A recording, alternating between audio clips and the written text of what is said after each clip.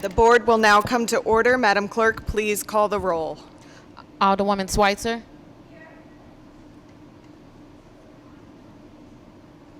Alderman Oldenburg. Alderman Cone. Alderman Narayan. Alderman Balmer. Alderwoman Velazquez. Alderwoman Sanier. Alderwoman Spencer. Alderman Browning. Alderwoman Clark Hubbard. Alderwoman Keys. Alderwoman Tyus. Alderwoman Boyd. Alderman Aldridge. President Green. Present. Alderman Cone. Alderman Balmer. Alderwoman Velazquez. Alderwoman Spencer. Alderman Browning. 12 present, you have quorum. A quorum being present, we will be led in opening prayer and reflection by Pastor John Watson, Jr.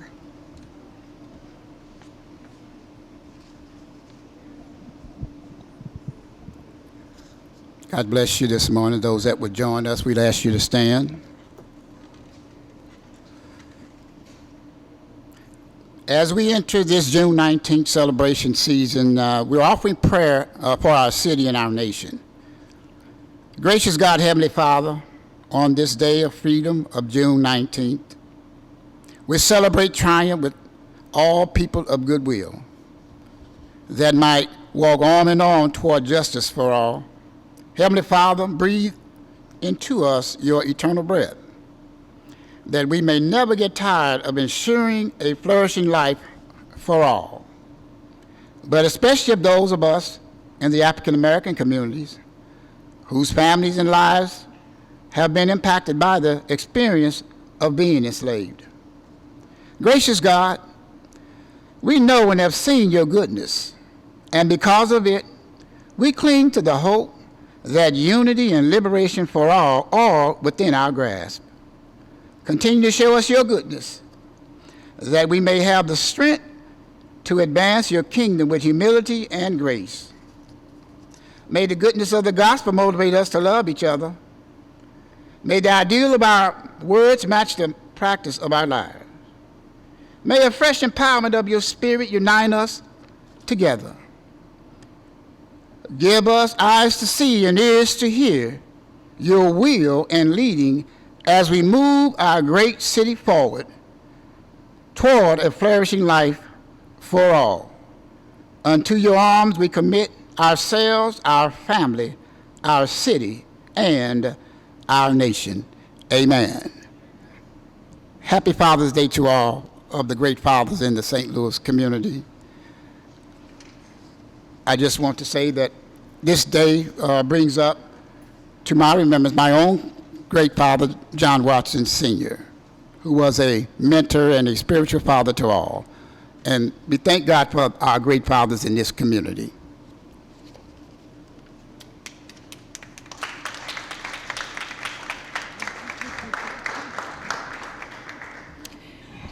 Any introduction of honored guests? Any introduction of honored guests? Alderwoman from the 10th. Thank you, Madam President, members of the board. I would like to have, first is my honored guest. I promised them I would do this today, the marshals. And our one police officer too, but the marshals that are always here keeping us safe. And they mentioned to me last week that we never make them our special honor guests, so they're our special honor guests today. But also today in the chambers, I would like to have as my special guest Miss Nyla Bentley. She is the daughter of two of our beloveds, Detective Sergeant Kevin Bentley and Police Officer Nicole Bentley.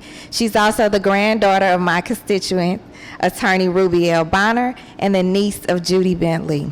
She was recently crowned Miss Fashionetta on May 28th.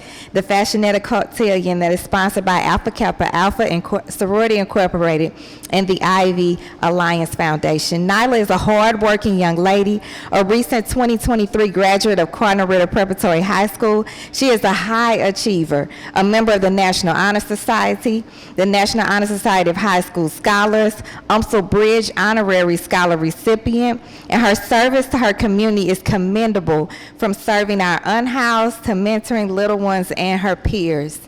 Nyla is a daddy's girl, and she encourages others with her father's famous quote, "Everything you need is flowing through your veins."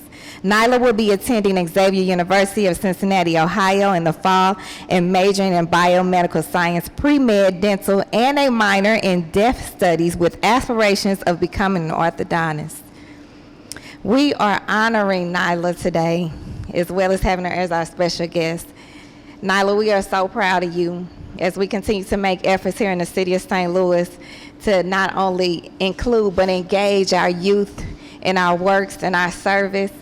It's, again, my honor to have you as my special guest, and I would like to ask if any of my colleagues and President Green would be able to join her for a picture afterwards. Thank you. Yes. Congratulations.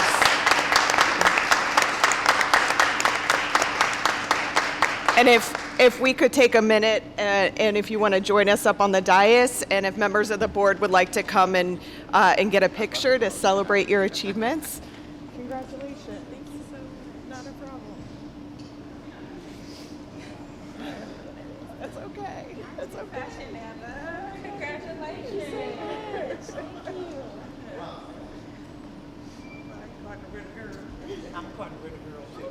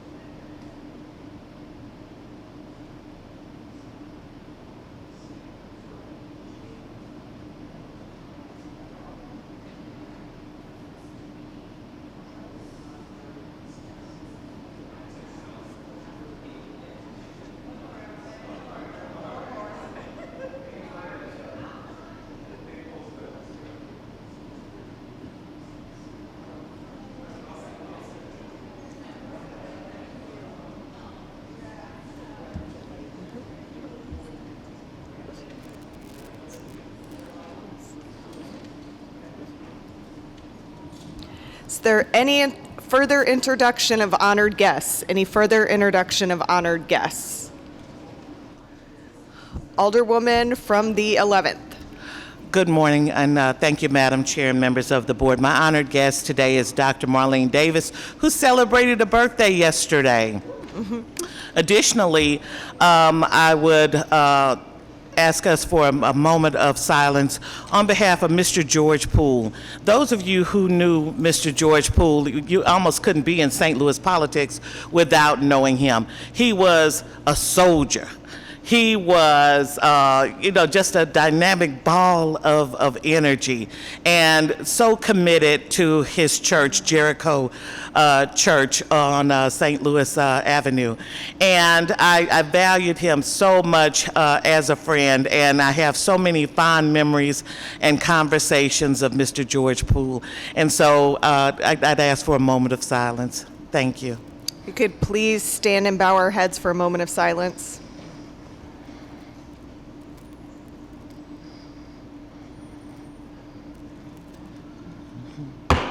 Thank you. Alderman from the 14th. Thank you, Madam President and members of the board. Shocked to, I didn't, from the remarks that Ms. Key said about Mr. Poole, didn't even know he passed. I knew off record that he was dealing with some health issues that was not public, but that just that threw me off. As a young person, especially getting involved in politics, I remember when I ran for committee man, Mr. Poole was very close to my family, the Finleys who grew up in Carr Square. But when I ran for committee man, he awarded me an award out at the Ambassadors because he also used to love throwing some parties. And I'm just saddened to hear the loss of a legend, a mentor, and somebody as an elder who always uplifted our young people. He was, as I was taking this journey to run for alderman, he was at not only my kickoff, but my victory party that we had, and it's extremely sad to hear, and just want to send love and prayers and thoughts to his family, and hope we continue to carry out his legacy. Any further introduction of honored guests? Any further introduction of honored guests? Alderwoman from the 10th, you are recognized on the approval of the minutes from Friday, June 9th, 2023. Thank you, Madam President, members of the board. I accept the movement. Slow down, Shameen. It's okay. I would like to be recognized on the approval of the minutes for Friday, June 9th. I'm so excited about that baby girl. I don't know what to do. Is there a second? Second. It's been moved by the Alderwoman from the 10th, seconded by the Alderman from the 4th, that we approve the minutes from Friday, June 9th, 2023. Any discussion? Seeing none, all those in favor signify by saying aye. Aye. Opposed? Motion carries. Report of city officials. This report of city officials can be found in A, B, and C of the agenda and has been placed in the Google Drive. Dear members of the board, I have the pleasure to submit the following individual for appointment to the Board of Adjustment. The appointment of Anthony Robinson, a resident in the 9th Ward. I respectfully request your approval of this appointment. Sincerely, to Shora O. Jones, Mayor.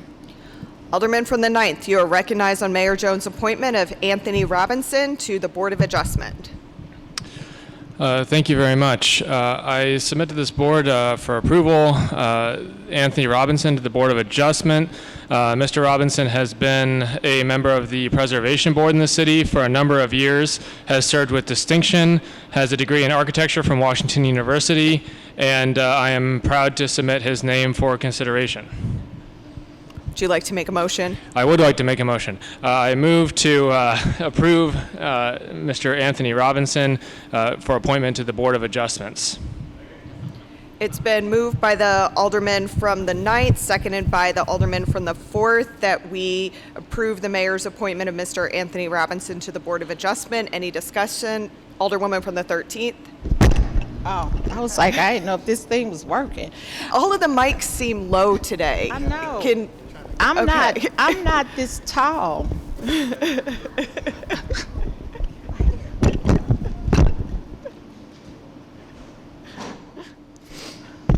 I just have a question. Previously, when people were submitted to sit on boards and commissions, we always referred them to committees. Do we still do that, or is that still in the rules, or? We can refer to committee, or we can pass them on the floor.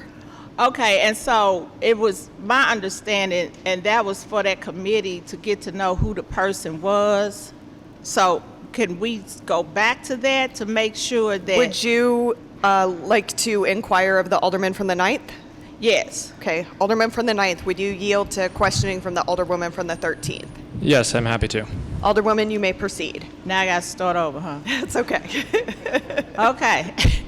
And so Alderman from the 9th, I would like to recommend if we would send that person to the committee to be vetted for that position. I'm happy to consider vetting him, but as I understand it, there is a vacancy on the board right now. They're serving a member short. Sometimes it's difficult for them to achieve quorum as a result. I would hate to delay this any further. This individual has served on a city board for a number of years and thus has been thoroughly vetted over time. I do want to make sure that we move this forward with some urgency because this appointment has actually been waiting for almost a year now, and I don't see a need to further pick into the details when we already know this individual quite well. And thank you for that. But I guess my concern is because now it's a sense of urgency. So how long ago did we find this person to be on this board or commission? My understanding is it's been about a year, although I don't have the exact date. No, when did you get that name? That's what I was trying to find out. I received this name about a week ago. Okay, and so that's why I'm asking the question. So a week ago, could we not have referred it to a committee? Because they were already a year behind, am I correct? They are. I think we can refer it to committee. That's okay. All right. In that case, I withdraw my motion and request that this be sent to committee. Okay, thank you so much. The other Board of Adjustment nominee a few weeks ago was sent to the HUD's committee. Would you like to request that it also go to the HUD's committee? Yes, that seems the appropriate place. Okay. It's been moved by the Alderman from the 9th. Is there a second? Seconded by the Alderwoman from the 7th that we send the mayor's appointment to the Board of Adjustment to the HUD's committee. Any discussion? Alderwoman from the 12th. No, I'm sorry. I was still standing here because I researched very, very much about the Board of Adjustment. So I can tell you a lot of what you've been told is not the truth. Okay, and I'm going to give you something in writing about what's been going on with the Board of Adjustment. All right, any further discussion? And it's been moved by the Alderman from the 9th, seconded by the Alderwoman from the 7th, that we send the mayor's appointment of Anthony Robinson to the Board of Adjustment to the HUD's committee. All those in favor signify by saying aye. Aye. Opposed? Motion carries. Dear members of the board, I have the pleasure to submit the following individual for the appointment to the Forest Park Advisory Board. The reappointment of the reappointment of Tracy Boaz, the reappointment of of Deborah Dolgen, the reappointment of Mr. Stephen Ibendahl, the reappointment of Gwendolyn Moore, the reappointment of Sally Nikopoulos, the reappointment of Andrew Schwartz, the reappointment of Andre Walker, the appointment of Edgar Everett III, the appointment of Dr. Kelly Harris, the appointment of Mark Mazinski, the appointment of Thomas Milford, and the appointment of Barbara Silver. I respectfully request your approval of this appointment. Sincerely, to Sharborough O. Jones, Mayor. Alderwoman from the 10th, you are recognized on Mayor Jones's appointment to the Forest Park Advisory Board. Thank you so much, Madam President, members of the board. I move that we approve Mayor Jones's appointments to the Forest Park Advisory Board. It's been moved by the Alderwoman from the 10th, seconded by the Alderman from the 9th, that we approve the mayor's appointments to the Forest Park Advisory Board. Is there any discussion? Alderwoman from the 12th. If the Alderwoman from the 10th would yield. Would the Alderwoman from the 10th yield to questioning from the Alderwoman from the 12th? Sure. Alderwoman, you may proceed. Thank you, but I do want to make a statement that if this doesn't get sent to committee, I want to do a motion to separate each of these people and to vote on them individually. Alderwoman, so I see 1, 2, 3, 4, 5, 6, 7, 8, 9, 10, 11, 12 people for the reappointment for the Forest Park Advisory Board. I do know, let me just give this to the prior mayor, Lyda Cruson. When we raised the issue years ago about there not being anybody in North St. Louis or north of Page, she did bring some people forward. And I do know that they've been looking for people on the Forest Park Advisory Board and searching for people. My question is, why aren't they being sent to committee? Because this is a board that affects the whole city. And 2, what is the rush to do that, since people on the board sit there? If we can't find the right ones, they still there until somebody is reappointed. So what is the rush? I'm so glad you asked that question, Alderwoman Tyus, and I'm so glad my colleague, Alderwoman Boyd, brought up these being sent to committee. These actually were sent to committee about a year ago, and you can run the tape. You know, we record all of our meetings publicly on STL TV. It was on July 14th. So it's been almost a year now since they were in committee, were interviewed, went through that process several times, and I'm grateful for them to hanging in and still choosing to volunteer their service and time here to the city of St. Louis. I talked to Director Hayes about this before agreeing to do this motion today, and he said since that year that he had only heard from 2 people, had only received 2 people's names that he tried diligently to reach out to and wasn't able to connect with them, or they had changed their mind. I don't want to put their names out because they, again, didn't move forward with it, but what I will do is commend Director Hayes and his timely and intentional efforts to diversify this board, which I believe he has. I know a lot of times we say size of St. Louis, but sometimes that's clouded by a level of what I feel is classism in St. Louis. And so I know people use these comparisons when they want to, when it's convenient, but if you want to say you want to diversify something and you want to make sure that people's hearts and minds are in the same place, first standing up to serve, then agreeing to go through what they have to go through to serve, then hanging in there almost a year to want to serve, is why I believe that we as a board should approve these appointments to the Forest Park Advisory Board from Mayor Jones. Thank you. Thank you. So I'm glad that she brought up that it was here a year ago that these people were there. I was on forestry, and I'm the person that raised the most hell about there being a lack of diversity, and been doing that since I've been back in 2013 and when I first got elected in the 90s. I also always raised the question about diversity and why there were certain boards set up, which was most of them, and to former Mayor Lyda Crusen's credit, she actually put together a book. And then when she saw how truthful I was about there being a lack of representation in certain parts of the city, she actively worked on doing it. When you bring up Director Greg Hayes, he is not the person who makes appointments. That was the point that I made 1 year ago. He kept saying, it's not the mayor, it's me. These are not the director's appointments. Now, if the mayor lets him get away with that, these are office of the mayor. It had no place says office of the director.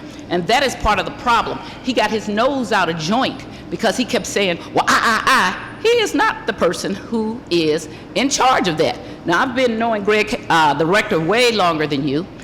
Even gave him money from some of my accounts to help him out when they had shortages. But, and I will say, he did look for people. But the mayor did not. I don't hold the director responsible for what is the mayor's responsibility. When you keep saying I can't do diversity, but you ran on being the first black female mayor, there's a problem with that. You have to do your due diligence. There are people who want to serve. They're nervous because they feel like that Room 200 is leaving them out. For 16 years, Room 200 did it under Francis Slay. Lyda Crusen, the mayor, Lyda Crusen, did attempt to change it. So therefore, we have Gwen Moore. Joanne Williams is on there. We have a couple of people because that was the mayor, former mayor, reaching out, going and calling people and talking to people. Diversity is not just on the people going, oh, I want to be it. Diversity is on the person who is in office doing their work and doing their job. When you don't do your job, don't try to pass it down to somebody else and then have somebody sit on the floor and say, oh, well, yeah, that's all about it, but you got to do this and you got to do that. The mayor is the mayor of all the city, and when somebody brings it to her attention, which I have in writing as well as is verbal, it is her responsibility to get out there and talk to the constituents and find out why they don't want to serve or they're afraid to serve, because the alderwoman from the 13th knows that we had people who said they would not serve with this mayor because they felt like this mayor did not represent us, and they were from North St. Louis. Every time the mayor has reached out to me and said, I'm looking for somebody, I have provided her with somebody, more than one person, because I don't believe that you say, I want diversity, and then you don't try to do it. But it is hard, but it's not hard because of the reasons you're saying. It's hard because the people don't feel included north of Page, and that is up to the mayor to make sure that they feel included. And so when you push this stuff through, talking about what it went through a year ago, this entire board has transformed since a year ago. There's only a few people left.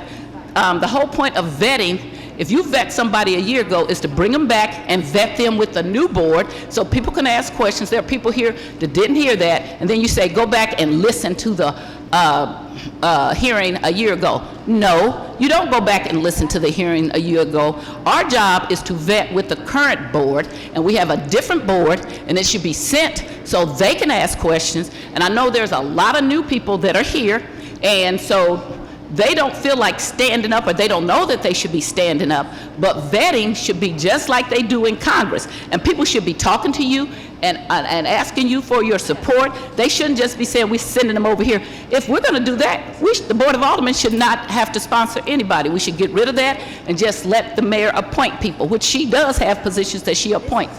But when it is about appointing people that we're supposed to vet and then vote for, we ought to do our jobs. And if we don't do our jobs and then we try to throw it on somebody else, that's really disappointing that people would say, oh, the people who are not getting appointed. That's like blaming the woman who gets raped, saying she has on a dress that's too short, or all the black people who are getting discriminated against if they just wouldn't be black. I think that is a ridiculous answer, and I think that I would ask that you would send this to committee so that the new people could vet these people, the people that are new to the board, and not keep trying to, if they're great people, then they'll stand up to scrutiny with the new board. Why have a new board? If we're gonna have all the same answers as the old board, we need to go back to 28 and let that happen. I am opposed to passing this on the floor. If we're gonna do it, I want a roll call. I want this separated, and I'm disappointed that people don't understand that our job is to vet people and to make sure that people are people that are represented all over the city, not just in one part of the city. Nobody ever gets up and says, oh, Sharon, you're not telling the truth. Oh, well, that's too bad that we don't have those people. You don't care. But people are watching. I went to 5 meetings yesterday. The people are watching you when you're doing this kind of stuff and you're leaving people out. And all of my meetings were in places that were north of Page, and the people are not happy at being left out. And if the mayor is happy that that's happening and is okay with that, then she's gonna suffer the consequence in 2 years, because the things that I tell her are for her good, and that all of St. Louis should be included. And if we had boards and commissions and we were leaving out a whole section of South St. Louis, I would say the same thing. We were leaving out Southwest St. Louis, I would say the same thing. When I was down here earlier as the 20th Ward, and we had to bring up issues about gay rights, when the time it was not happy, I was the person leading the charge saying, we gotta do domestic partnerships, we gotta do this. So do not try to act like it is the fault of the people. It is the fault of the person who is supposed to be doing that.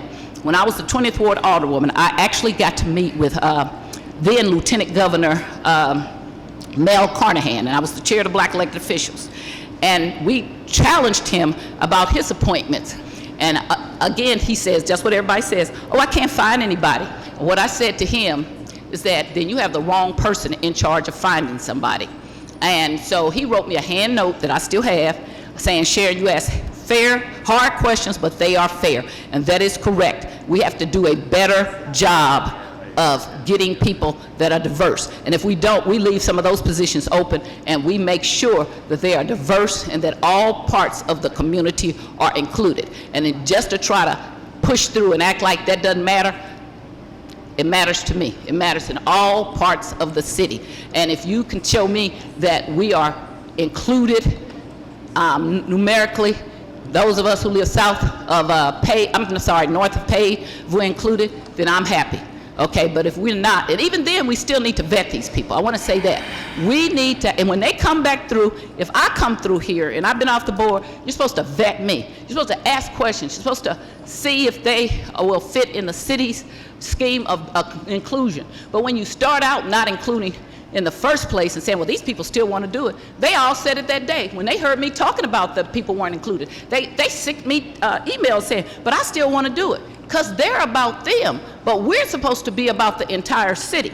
And that is what my problem is that we're not about the entire city, and we bring people who don't live north of Page to push this agenda, and you're supposed to be making sure everybody is included. So I am opposed. I would request again that you send these nominations to committee to be vetted, and I would request that the mayor ask people if she is having a problem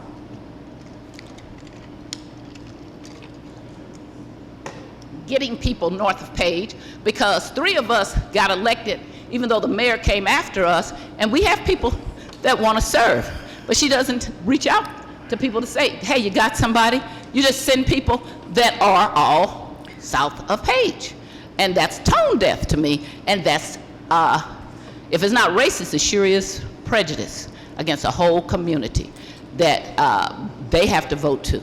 So you're saying you're not willing, ask again, are you not willing to send this to committee? No, ma'am. Okay, then I have no further questions for you. Thank you very much.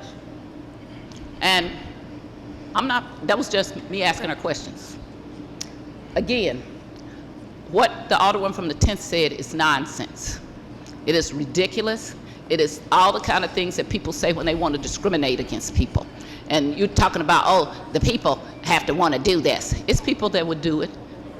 That's up to the mayor to make sure that the people know that they have an opportunity and they have a fair opportunity. If you make people feel like they don't, then they don't try to participate. I've said that to the police officers for years. People will call about a situation, and the police doesn't do anything. And then later on, the police will say, well, the people won't speak up, because they've called so many times that they feel defeated and they feel like we're not part of the process. And when the numbers are real easy to see where everybody lives, and so you could put these addresses and things out.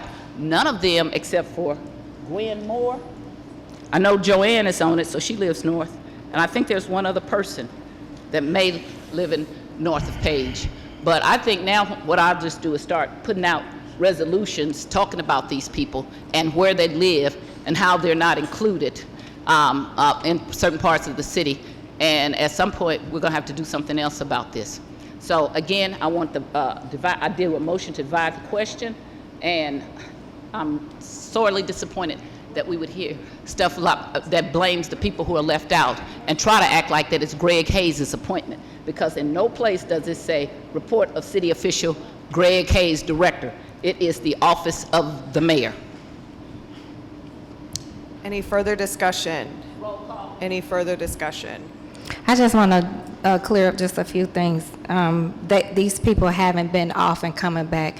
After they went through the meeting on July 14th, again, that anybody can go back and watch, they stayed on. And they've been serving since. And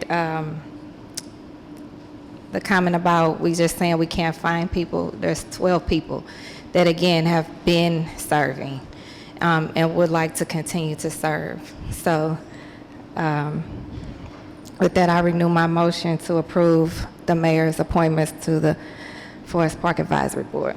So there's been a motion to divide the question and a motion for roll call. Both are non-debatable motions. So with that, I will entertain a motion for the approval of Tracy Boaz to the Forest Park Advisory Board. So moved. It's been moved by the Alderwoman from the 10th, seconded by the Alderman from the 9th, that we approve Tracy Boaz to the Forest Park Advisory Board. Madam Clerk, please call the roll. Alderwoman Schweitzer. Alderman Oldenburg. Alderman Cone. Aye. Alderman Narayan. Aye. Alderman Balmer. Aye. Alderwoman Velazquez. Aye. Alderwoman Sanye. Alderwoman Spencer. Alderman Browning. Alderwoman Clark Hubbard. Aye. Alderwoman Keys. Alderwoman Tyus. Alderwoman Boyd. Alderman Aldridge. President Green. Aye. Alderman Oldenburg. Aye.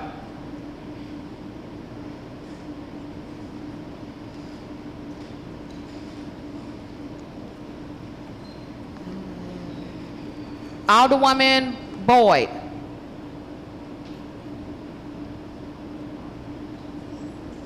Twelve aye votes, 1 no vote, and 1 voted present. By your vote, you sustain the motion for the appointment of Tracy Boaz to the Forest Park Advisory Board. This time I will entertain a motion for the appointment of Deborah Dolgen to the Forest Park Advisory Board. So moved. It's been moved by the Alderwoman from the 10th, seconded by the Alderman from the 9th, that we approve Deborah Dolgen to the Forest Park Advisory Board. There was a request for previous role. There was an objection. Madam Clerk, please call the roll. Alderwoman Schweitzer. Alderman Oldenburg. Aye. Alderman Cone. Aye. Alderman Narayan. Aye. Alderman Vollmer. Alderwoman Velazquez. Alderwoman Sanye. Alderwoman Spencer. Alderman Browning. Alderwoman Clark Hubbard. Aye. Alderwoman Keys. Alderwoman Tyus. Alderwoman Boyd. Alderman Aldridge. President Green. Aye. For previous role. Yeah, and she objected. Alderwoman Schweitzer. Alderwoman Boyd. 12 aye votes, 1 no vote, and 1 voted present. By your vote, you sustain the motion for the appointment of Deborah Dolgen to the Forest Park Advisory Board. This time, I will entertain a motion for the appointment of Stephen Eibendahl to the Forest Park Advisory Board. So moved. Second. It's been moved by the Alderwoman from the 10th, seconded by the Alderman from the 3rd, that we appoint Stephen Eibendahl to the Forest Park Advisory Board. There was a motion for previous role. There was an objection. Madam Clerk, please call the roll. Alderwoman Schweitzer. Aye. Alderman Oldenburg. Aye. Alderman Cone. Aye. Alderman Narayan. Aye. Alderman Vollmer. Alderwoman Velazquez. Alderwoman Sanye. Alderwoman Spencer. Alderman Browning. Alderwoman Clark Hubbard. Aye. Alderwoman Keys. Alderwoman Tyus. Alderwoman Boyd. Alderman Aldridge. President Green. Aye. Alderwoman Spencer. 12 aye votes, 1 no vote, and 2 voted present. By your vote, you sustain the motion to approve Stephen Eibendahl to the Forest Park Advisory Board. This time, I'll entertain a motion for the appointment of Gwendolyn Moore to the Forest Park Advisory Board. So moved. Second. It's been moved by the Alderwoman from the 10th, seconded by the Alderman from the 9th, that we appoint Gwendolyn Moore to the Forest Park Advisory Board. There was a request for previous role. There's an objection to previous role. Madam Clerk, please call the roll. Alderwoman Schweitzer. Aye. Alderman Oldenburg. Alderman Cone. Aye. Alderman Narayan. Aye. Alderman Vollmer. Alderwoman Velazquez. Alderwoman Sanye. Alderwoman Spencer. Alderman Browning. Alderwoman Clark Hubbard. Aye. Alderwoman Keys. Alderwoman Tyus. Alderwoman Boyd. Alderman Aldridge. President Green. Aye. Alderman Oldenburg. 14 aye votes. By your vote, you sustain the motion for the appointment of Gwendolyn Moore to the Forest Park Advisory Board. This time, I'll entertain a motion for the appointment of Sally Nikolajevic to the Forest Park Advisory Board. So moved. Second. It's been moved by the Alderwoman from the 10th, seconded by the Alderman from the 3rd. There was a request for previous role, and there was an objection. Madam Clerk, would you please call the roll? Alderwoman Schweitzer. Alderman Oldenburg. Alderman Cone. Aye. Alderman Narayan. Aye. Alderman Balmer. Alderwoman Velazquez. Alderwoman Sanye. Alderwoman Spencer. Alderman Browning. Alderwoman Clark Hubbard. Alderwoman Keys. Alderwoman Tyus. Alderwoman Boyd. Alderman Aldridge. President Green. Aye. Alderman Oldenburg. Alderwoman Clark Hubbard. Aye. Alderwoman Keys. 12 aye votes, 1 no vote, and 1 voted present. By your vote, you sustain the motion for the appointment to the Forest Park Advisory Board. At this time, I'll entertain a motion for the appointment of Andrew Schwartz to the Forest Park Advisory Board. So moved. Second. It's been moved by the Alderwoman from the 10th, seconded by the Alderman from the 4th, that we approve Andrew Schwartz to the Forest Park Advisory Board. There was a call for previous roll and there was an objection. Madam Clerk, please call the roll. Alderwoman Schweitzer. Alderman Oldenburg. Alderman Cone. Aye. Alderman Narayan. Aye. Alderman Balmer. Alderwoman Velazquez. Alderwoman Sanye. Alderwoman Spencer. Alderman Browning. Alderwoman Clark Hubbard. Aye. Alderwoman Keys. Alderwoman Tyus. Alderwoman Boyd. Alderman Aldridge. President Green. Aye. Alderman Oldenburg. Aye. Third.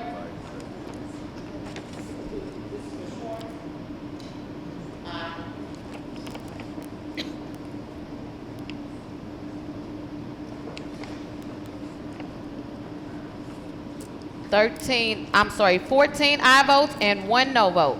By your vote, you sustain the motion for the appointment to the Forest Park Advisory Board. At this time, I will entertain a motion for the appointment of Andre Walker to the Forest Park Advisory Board. So moved. Second. It's been moved by the Alderwoman from the 10th, seconded by the Alderwoman from the 9th, that we approve Andre Walker to the Forest Park Advisory Board. There's been a request for previous roll. There's been an objection. Madam Clerk, please call the roll. Alderwoman Schweitzer. Alderman Oldenburg. Aye. Alderman Cone. Aye.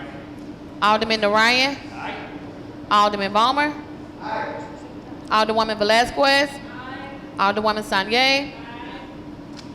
Alderwoman Spencer. Alderman Browning. Alderwoman Clark Hubbard. Aye. Alderwoman Keys. Alderwoman Tyus. Alderwoman Boyd. Alderman Aldridge. President Green. Aye. 12 aye votes, 1 no vote, and 2 voted present. By your vote, you sustain the motion for the appointment to the Forest Park Advisory Board. At this time, I'll entertain a motion for the appointment of Edgar Everett III to the Forest Park Advisory Board. So moved. Second. It's been moved by the Alderwoman from the 10th, seconded by the Alderman from the 3rd, that we approve Edgar Everett III to the Forest Park Advisory Board. There was a request for previous roll and there was an objection. Madam Clerk, please call the roll. Alderwoman Schweitzer. Alderman Oldenburg. Aye. Alderman Cone. Aye. Alderman Narayan. Aye. Alderman Balmer. Alderwoman Velazquez. Alderwoman Sanye. Alderwoman Spencer. Alderman Browning. Alderwoman Clark Hubbard. Aye. Alderwoman Keys. Alderwoman Tyus. Alderwoman Boyd. Alderman Aldridge. President Green. Aye. Alderman Balmer. Alderman Browning.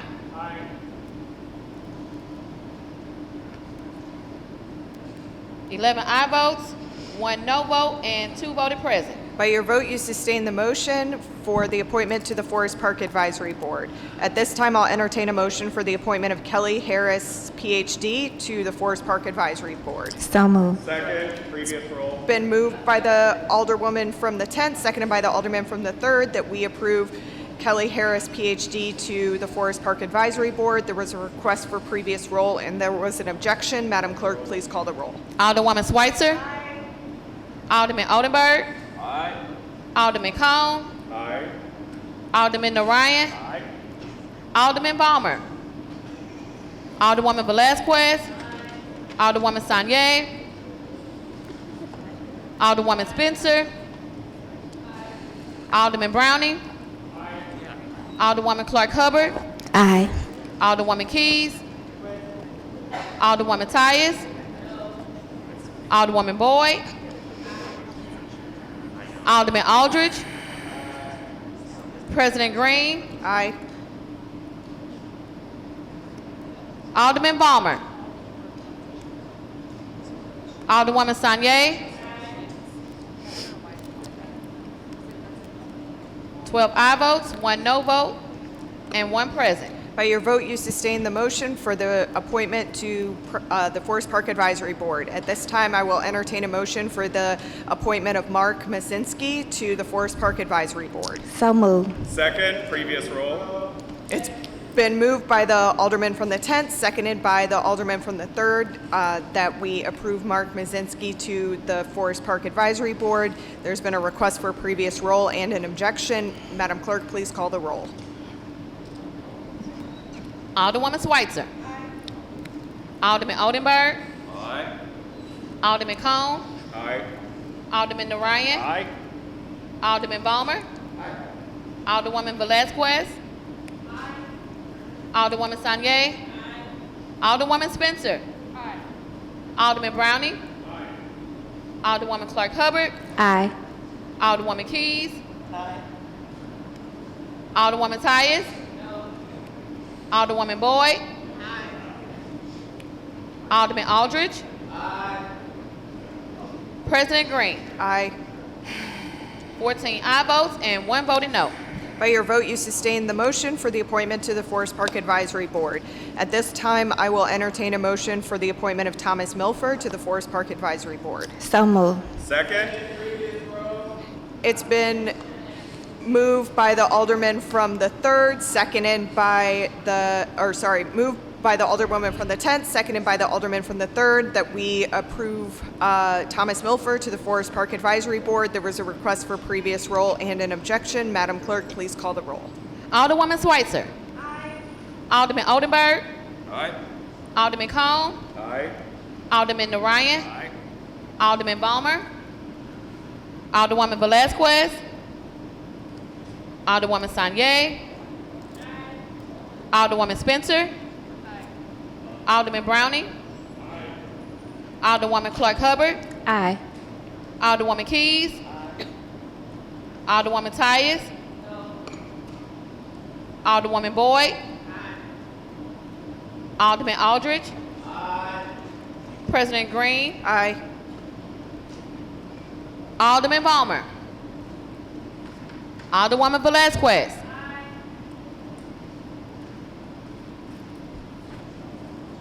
Thirteen aye votes and 1 no vote. By your vote, you sustain the motion for the appointment to the Forest Park Advisory Board. At this time, I'll entertain a motion for the appointment of Barbara Silva to the Forest Park Advisory Board. So moved. Second, previous roll. It's been moved by the Alderwoman from the 10th, seconded by the Alderman from the 3rd, that we approve Barbara Silva to the Forest Park Advisory Board. There was a request for previous roll and there was an objection. Madam Clerk, please call the roll. Alderwoman Schweitzer. Alderman Oldenburg. Aye. Alderman Cone. Aye. Alderman Narayan. Alderman Balmer. Alderwoman Velazquez. Alderwoman Sanye. Alderwoman Spencer. Alderman Browning. Alderwoman Clark Hubbard. Aye. Alderwoman Keys. Alderwoman Tyus. Alderwoman Boyd. Alderman Aldridge. President Green. Aye. Alderman Palmer. Alderwoman Spencer. 13 aye votes, 1 no vote, and 1 voted present. By your vote, you sustain the motion for the appointment to the Forest Park Advisory Board. That's the will- extent of report of city officials. We will dispense with line item 8. Does anyone want to take any bills or resolutions off of any of our informal calendars? Does anyone want to take any bills or resolutions off of any of our informal calendars? Does anyone want to take any bills or resolutions off of any of our informal calendars? We will dispense with line items 9, 10, and 11. Alderwoman from the 12th, you are recognized on the motion to suspend the rules for the purposes of introducing Board Bill 66 for first reading. Madam President, members of the board, I move to suspend the rules to introduce Board Bill 66, which is a redevelopment and blighting plan for the 4923 through 4949 Dr. Martin Luther King. This bill will probably be known as the Sweetie Pies bill. For 20 years, I've tried to get Miss Robbie to come to the 20th ward. She didn't make it to the 20th, she did make it to the 1st, but she making it to the 12th neighborhoods of the 12th ward. So this is a bill to suspend the rules to introduce this blighting bill so that Miss Robbie can get started for her 3rd time on a restaurant. And this is going to be the most successful. It's been a motion by the Alderwoman from the 12th to suspend the rules for the purposes of introducing Board Bill 66. Is there a second? It's been seconded by the Alderman from the 3rd. Any discussion? Madam Clerk, please call the roll. Alderwoman Schweitzer. Alderman Oldenburg. Alderman Cone. Alderman Narayan. Alderman Balmer. Alderwoman Velazquez. Alderwoman Sanye. Alderwoman Spencer. Alderman Browning. Alderwoman Clark Hubbard. Alderwoman Keys. Alderwoman Tyus. Aye. Alderwoman Boyd. Alderman Aldridge. President Green. Aye. 15 aye votes. By your vote, you sustain the motion from the Alderwoman from the 12th. Thank you. Alderwoman from the 10th, you're recognized on the motion to suspend the rules for the purposes of introducing Board Bills 67 and 68. Thank you, Madam President. I move that we suspend the rules for the purposes of introducing Board Bills 67 and 68. It's been moved by the Alderwoman from the 10th, seconded by the Alderman from the 14th, that we suspend the rules for the purposes of introducing Board Bills number 67 and 68. Is there any discussion? Alderwoman from the 12th? I don't have them, but the alderman next to me is letting me see what they are, okay? So, I don't have any objections, I just didn't have them on my desk. Thank you. Seeing no discussion, Madam Clerk, please call the roll. Alderwoman Schweitzer. Alderman Oldenburg. Alderman Cone. Aye. Alderman Narayan. Alderman Balmer. Alderwoman Velazquez. Alderwoman Sanye. Alderwoman Spencer. Alderman Browning. Alderwoman Clark Hubbard. Aye. Alderwoman Keys. Alderwoman Tyus. Alderwoman Boyd. Alderman Aldridge. President Green. Aye. 15 aye votes. By your vote, you sustain the motion that we suspend the rules for the purposes of introducing Board Bill number 67 and 68. Madam Clerk, please place Board Bills 66, 67, and 68 under the first reading of Board Bills. So noted. First reading of Board Bills. Board Bill 64, introduced by Alderwoman Schweitzer, an ordinance relating to the appointment of and salaries of certain employees of the City of St. Louis Board of Election Commissioners pursuant to revised statutes of Missouri 115.045, 115.049, by repealing ordinance number 71513, allocating certain other employees to a grade with rate, including an emergency clause. The provisions of the section contained in this ordinance shall be effective with the start of the first pay period after approval of the mayor. Board Bill 65, introduced by Alderwoman Schweitzer, an ordinance making appropriation for payment of the operating expenses, capital expenses, including lease purchase agreements, debt service expenses of the parking division of the Treasurer's Office for fiscal year July 1st, 2023 through June 30th, 2024, in the sum of $19,174,924, including $2,361,585 for capital improvements containing the emergency clause. Board Bill 66, introduced by Alderwoman Tyus.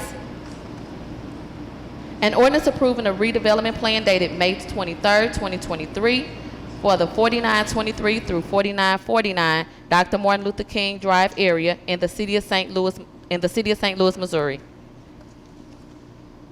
Board Bill 66, introduced by Alderman Narayan.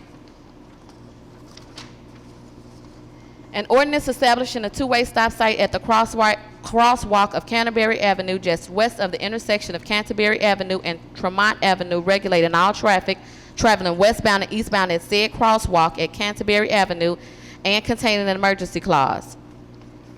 Board Bill 68, introduced by Alderwoman Clark Hubbard.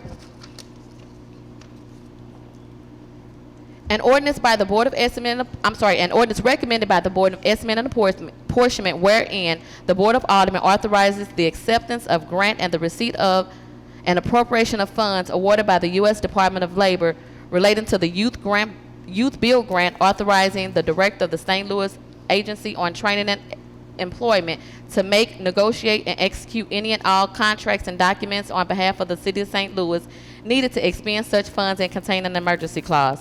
That's the extent of first reading of board bills. Reference to committee.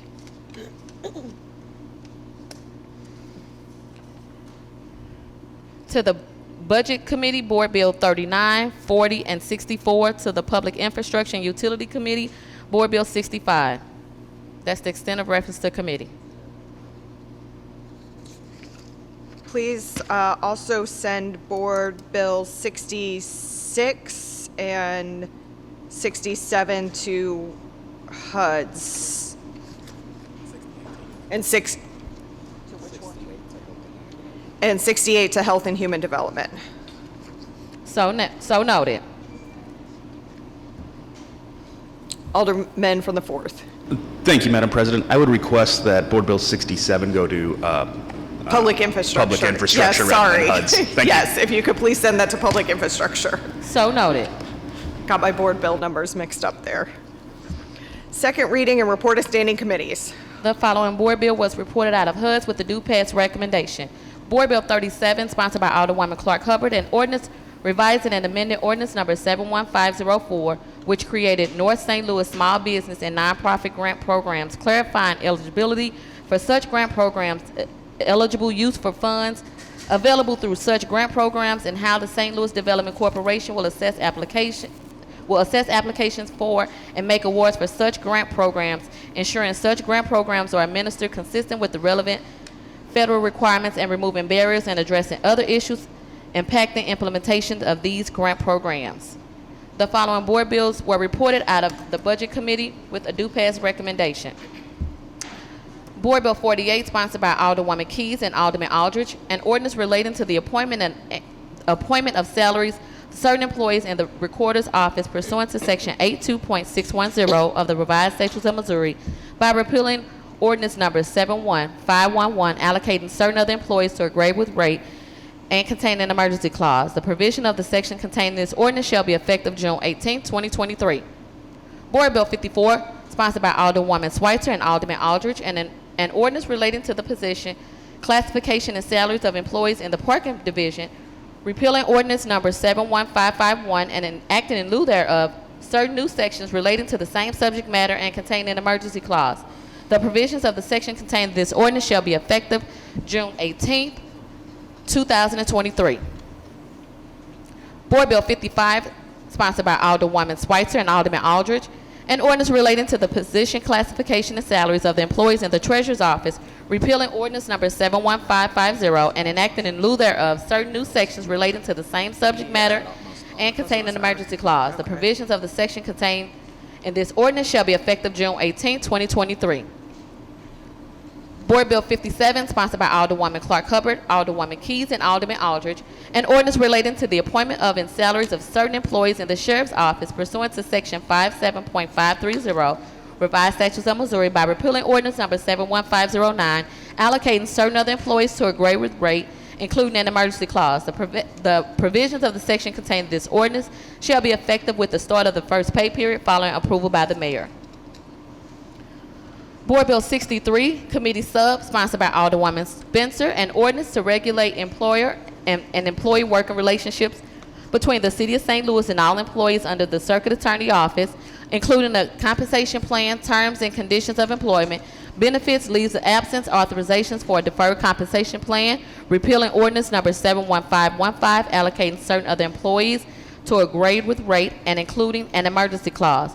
The provisions of the section contained in this bill shall be effective June of 2023. The following board bills were reported out of the Public Infrastructure and Utility Committee. Board Bill 27, sponsored by Alderwoman Keys, an ordinance authorizing the honorary street name Ronald L. Jones Way, pursuant to ordinance number 68937, which shall begin at the intersection of Fair Avenue and West Florissant Avenue and run north on Fair Avenue to the intersection of Fair and Allerjon Street. Board Bill 38, Board Bill 38 as amended, sponsored by Alderwoman Clark Hubbard, pursuant to ordinance number 70333 as amended by ordinance number 71394, an ordinance directing the Director of Streets to install the speed humps to calm the flow of traffic on the 5800 block of Maple Avenue and the 1200 block of Euclid Avenue. Board Bill 41, introduced by Alderman Narayan, an ordinance recommended by the Board of Public Service, authorizing and directing the President of the Board of Public Service to enter into a cooperative agreement by and between the Metropolitan Park Recreation District doing business as Great Rivers Greenway District. Board Bill 62, introduced by Alderwoman Schweitzer, an ordinance recommended by the Board of Public Service of the City of St. Louis establishing multiple public works and improvement projects on Sarah Street, Lindell, Union Boulevard Bridge, Delmar Boulevard, and the Louisiana Avenue within the City of St. Louis and containing an emergency clause. That is the extent of second reading report of standing committees. Madam Clerk, if you could please add me as a co-sponsor for 48, 54, 55, 57, and 63. So noted. Report of special committees. Oh, Alderman from the 14th. Thank you, Madam President, members of the board. Madam Clerk, could you have me as a co-sponsor to Board Bill 37 Committee Substitute and Board Bill 63 Committee Substitute? So noted. Alderwoman from the 12th. Madam President, after speaking to the sponsor, I'd ask that Board Bill 47 be taken off the perfection consent and put on the regular perfection calendar, please. Are we there yet? It is already on that. 47. 47. Or 46 or 47? 47. 47 is already on the regular perfection calendar. Oh, on mine it says consent. Okay, it's been moved already. Thank you. Oh. On the other. Okay. No. Any further discussion? Right. Report of special committees. We have none. Board bills for perfection consent. Board Bill 46, introduced by Alderwoman Schweitzer, an ordinance relating to the appointment of and salaries of certain employees in the Collector of Revenue's Office pursuant to Section 82.610 Revised Statutes of Missouri by repealing ordinance number 71508, allocating certain other employees to a grade with rate, including an emergency clause. The provisions of the section contained in this ordinance shall be effective with the start of the first pay period following approval by the mayor. Board Bill 28, sponsored by Alderman Aldridge, an ordinance recommended by the Board of Estimate and Apportionment authorizing and directing the mayor and the comptroller of the City of St. Louis on behalf of the city to enter into and execute an agreement or agreements with the U.S. Department of Housing and Urban Development for the receipt of Choice Neighborhood Implementation Supplemental Grant Funding, appropriating the sum of $5 million containing an emergency clause. That's the extent of perfection consent calendar. Alderwoman from the 10th, you are recognized on the motion to adopt the perfection consent calendar. Thank you, Madam President. Members of the board, I move that we adopt the perfection consent calendar. Second. It's been moved by the Alderwoman from the 10th, seconded by the Alderman from the 4th, that we adopt the perfection consent calendar. Any discussion? Madam Clerk, please call the roll. Alderwoman Schweitzer. Alderman Oldenburg. Aye. Alderman Cone. Alderman Narayan. Alderman Balmer. Alderwoman Velazquez. Alderwoman Sanye. Alderwoman Spencer. Alderman Browning. Alderwoman Clark Hubbard. Alderwoman Keys. Alderwoman Tyus. Alderwoman Boyd. Alderman Aldridge. President Green. Aye. Alderman Cone. 14 aye votes.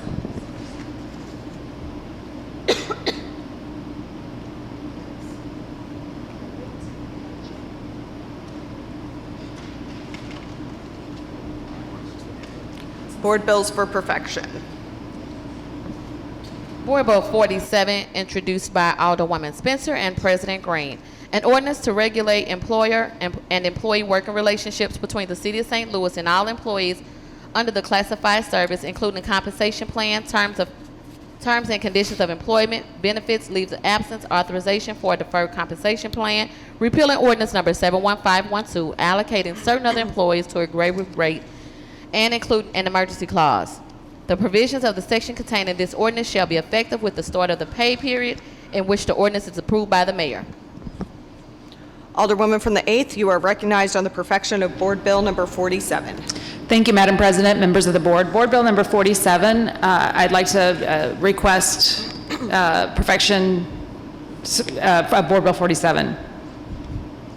Sorry, Second. I was getting It's into been the moved by the discussion. Alderwoman from the 8th, seconded by the Alderman from the 4th, that we perfect Board Bill number 47. Alderwoman, you may proceed. Thank you, Madam President.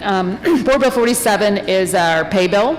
I have to recognize that it's not on everyone's desk, but there are several copies here. It's 500 pages. It is our standard pay bill, which was prepared by our new Director of Personnel. What it does is it provides for the 3% raise, as well as the 1.5% additional incentive raise for our city employees across the board.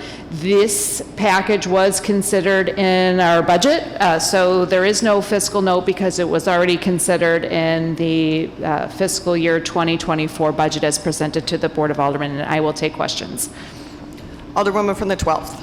Madam President, members of the board, the Alderwoman already answered, but I still have to go through the motion. If the Alderwoman from the 8th, Yes. she told me that, would yield to questions. Would the Alderwoman from the 8th yield to questioning by the Alderwoman from the 12th? Oh, yes. Alderwoman, you may proceed. Thank you. Alderwoman, I know the momentum task of this. I got to be the chair of public employees, which is the same thing pretty much a few years ago. I had never even been on the Public Employees Committee. So it took me about 5 meetings with then Director of Personnel Franks to go through all of this. This is a lot, an awful lot if people don't understand that.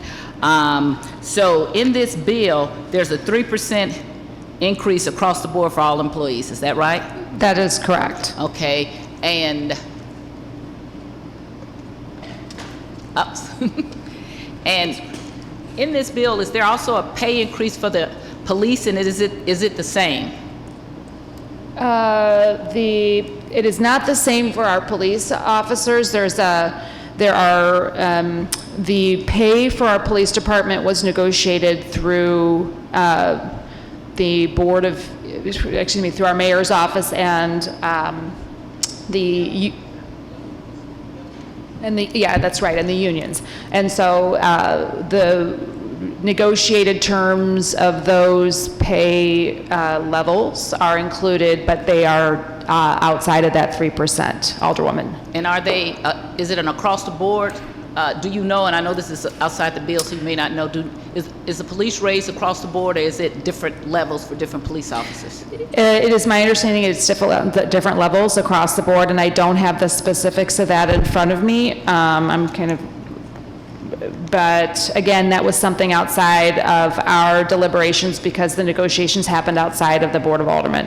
And I know we have been having a particular hard time in getting truck drivers.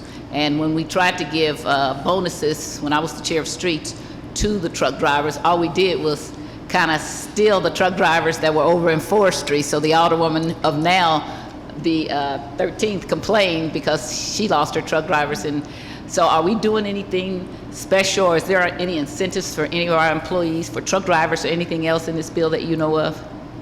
That's an excellent question, and I did get a little bit more clarity here. The budget does include between 8 and 13% increases for police and fire, so to be a little more clear on that question.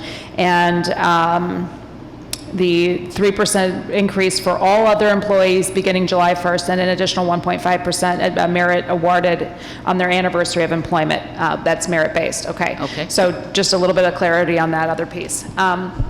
With regards to specific departments, we did go through when we were having hearings on the budget on some of those harder to hire positions, and have discussions with department heads, but we did not get into specific or additional raises for employees in this bill, Alderwoman. Okay, so if, and I know different departments can give different incentives to try to get people, especially when they can prove that they can't hire people. Would that be included someplace in this budget if they want to do incentives, or would that be something we would have to come back to do an amendment, do you know? This was the pay bill as recommended by our new personnel director. Given, her kind of new position there, wanted to, respect what was requested by her and her department. But I do think as we move through this year, recognizing the large number of holes and vacancies in our city employee roster, I'm committed to continuing the discussion about making sure that we are moving in the right direction and filling those positions so we can deliver the services that our residents pay for and deserve. Okay, and were there any significant pay grade changes or anything that you know of in this bill? And I'm just going over, a lot of times when we have big bills like this, nobody knows what's in it except for maybe the sponsor, okay? And that's if you went over it a lot of times, and the personnel. And especially the people out watching us and watching us do the city's business, they just see us pass this big piece of large board bill. Do you know if there were anybody that got any significant changes in pay grades or anything like that? Are you? That's an excellent question. When I posed that to our personnel director, and we had those discussions briefly, again, it was my understanding that's across the board we were seeing that 3%, and with and then the fire and the police being between 8 and 13%. So, but as far as specific raises outside of that, that was not something that was brought to my attention, and we recognizing that it was 500, we didn't do a comparison line by line, but are really taking the trust of our trusting in our director of personnel to kind of inform us the specifics on that. And I know as more and more women are in the workforce, or then even men now have children and families, was there any significant change in our pay leave or absence, or leave of absence, or family medical leave? Was that changed any place? There was some discussion of considerations for those things, but no significant changes to those compensations that were brought to my attention as a matter of this bill. Okay. Is there anything that I didn't ask you that maybe I need to know? No, I appreciate this clarification, because you're right. I mean, we did handle this in committee, but really just so the public and the rest of the board that doesn't serve in that committee knows, this bill does just, does the baseline, which is providing that 3% raise, and then the additional merit-based 1.5%, and it is my understanding that it does no more than that, really, beyond that, of any significance. So, and that's why we didn't have the fiscal note associated with it. But I take you bringing up those points about maybe finding additional ways to incentivize folks to work for the city of St. Louis is an important consideration that we need to continue to look into. But it is my understanding it's not handled in this bill. Well, I'm hoping that the personnel director, because she knows, I was at a meeting with her last night, and she knows how many positions are vacant. And so this looks like a good pay bill, but if we ever can start hiring people, that's going to change significantly in how much money we have to spend. And I'm hoping that we do have to come back with some kind of change, because if we're ever going to get the city's business done, cutting grass and things like that, then or just picking up trash, we absolutely have to hire more people. And I'm going to have a conversation with her myself about, I think that we need to pay our truck drivers more money if we're going to get them and compete. Go ahead. And I want to recognize the alderman from the 14th who pointed out that there are some retention bonuses on top of the 3% in here for some specific. An alderwoman, I can get the specifics of those specific retention for you. No. I just want to make sure that we could. It's retention bonus instead of recruitment bonuses. Is that we're talking about? Because they're two different things. They were retention. Okay, so that they don't leave. Right, Correct, and that's a yes. good thing too, because that's my concern is truck drivers. I mean, seriously, I know we need police, but we need truck drivers in forestry. We need truck drivers to pick up trash and refuse and bulk, and our alleys are filthy because we're not picking up trash the way we're supposed to. I want to give a shout out to the forestry department. They are trying, or they have been cutting the lots much earlier. Last year I didn't get my lots cut until August. I'm actually on a second cut. We need a little bit more trimmers, but they are really trying, and I don't know if it is because the city finally did hire private contractors, so it's just forestry getting out there earlier. I hope we do finally hire private contractors to cut this grass, because it is not fair to forestry to have to try to cut grass, and the charter in no way thought that they were going to have to cut 7,000 to 10,000 lots from LRA. That is a separate entity, and we ought to put that and pull that out and show what we're spending on those properties, and it should not be put on forestry, because it makes it look like they're not doing their job when in fact they're trying to do the best job they can with a limited staff. Yeah. I want to thank you. I have no further questions. I am supportive of this bill. I just wanted to have people know a little bit more about this bill. Thank you so much. Thank you, Alderwoman. I'll also add a point of clarification as well. In order to get this through and get our employees the increases they were expecting by July 1st, we did not have a lot of time to consider this in committee. But I do recognize all the points you're bringing up, and as the committee overseeing the budget and and public employees, will be continuing to consider these issues as we move forward. Any further discussion? Any further discussion?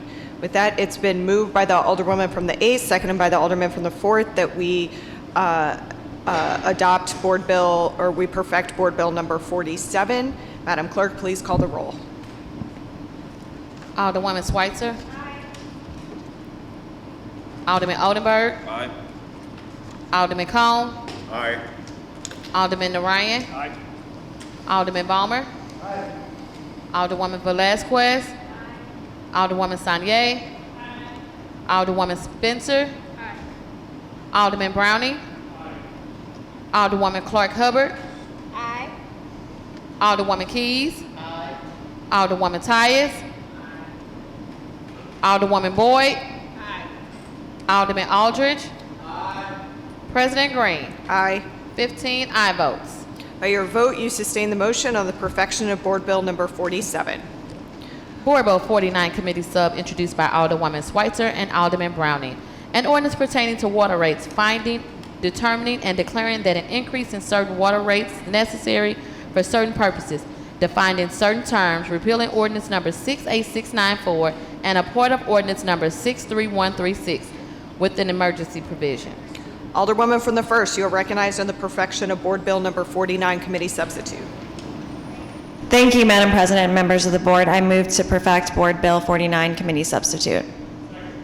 It's been moved by the Alderwoman from the 1st, seconded by the Alderman from the 9th, that we perfect Board Bill number 49 committee substitute. Alderwoman, you may proceed.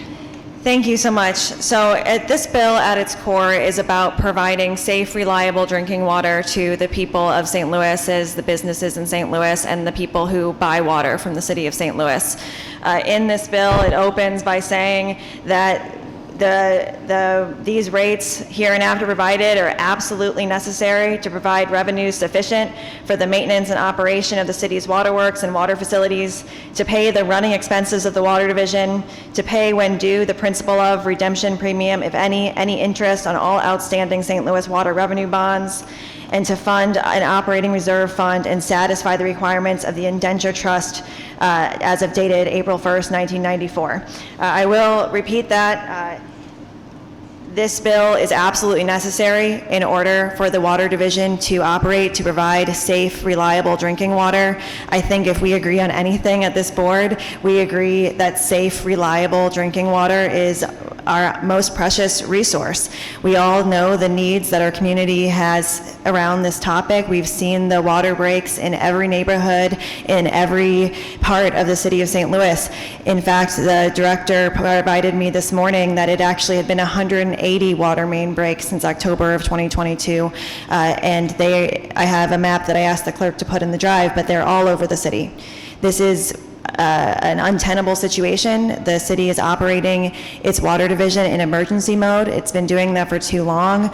I, for one, am just really tired of operating in emergency mode all of the time, and I think that we need to do something now.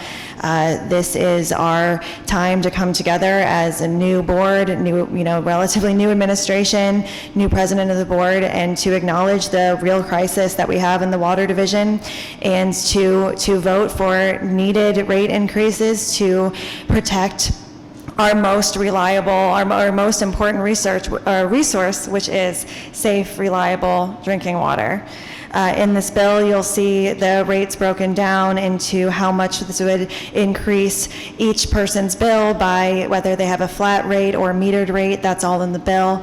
What this bill also does is addresses one of the issues that was brought forth by Nicole Galloway's audit in 2022, in December of 22, which was that the city of St. Louis consistently has these large, infrequent updates and increases to its water bills, which puts people in a really tough spot, puts businesses in a tough spot. You cannot plan, and that simultaneously recognizing that the water rate that is in this bill going into increases over the next year are covering the maintenance and operation of the water division, and knowing that with these, like I said, 180 water main breaks since October of 2022, the water division is in a situation where it needs every dollar of these increases, and every dollar of these increases will go to operation and maintenance.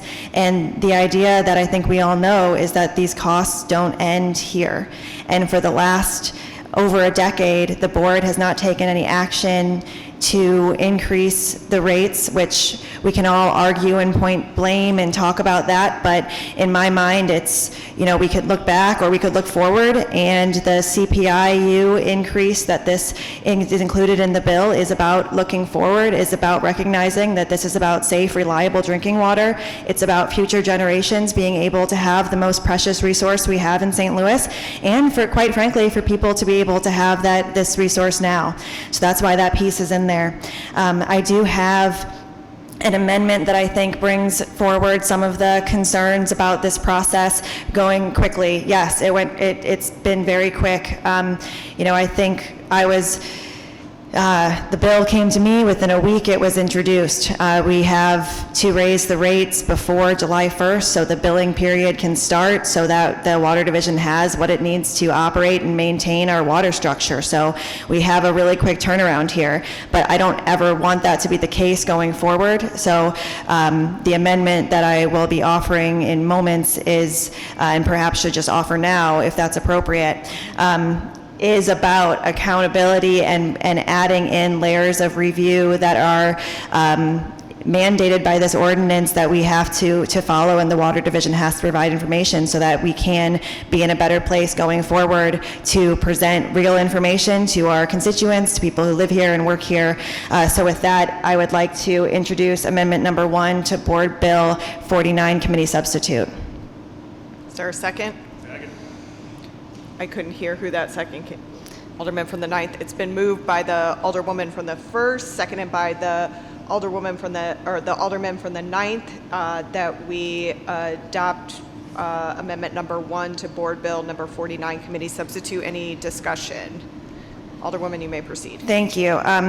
This amendment, what this does is it says the Water Division shall submit an annual update that comes through the Board of Aldermen's Public Infrastructure and Utilities Committee, or whatever name that committee might have in the future, by May 1st. During the month of May, the Board of Aldermen's Committee will be reviewing that report and can ask any questions and ask for any other related documents as requested by the committee.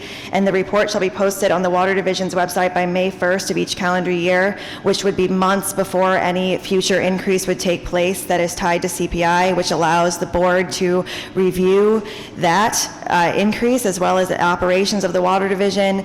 I can't tell you how many different pieces of this conversation came up during our committee meetings, and I'm sure at your time in public meetings talking about this, and my time at public meetings talking about this, where people talk about, why aren't we metered? How do we get more assistance to folks on fixed incomes?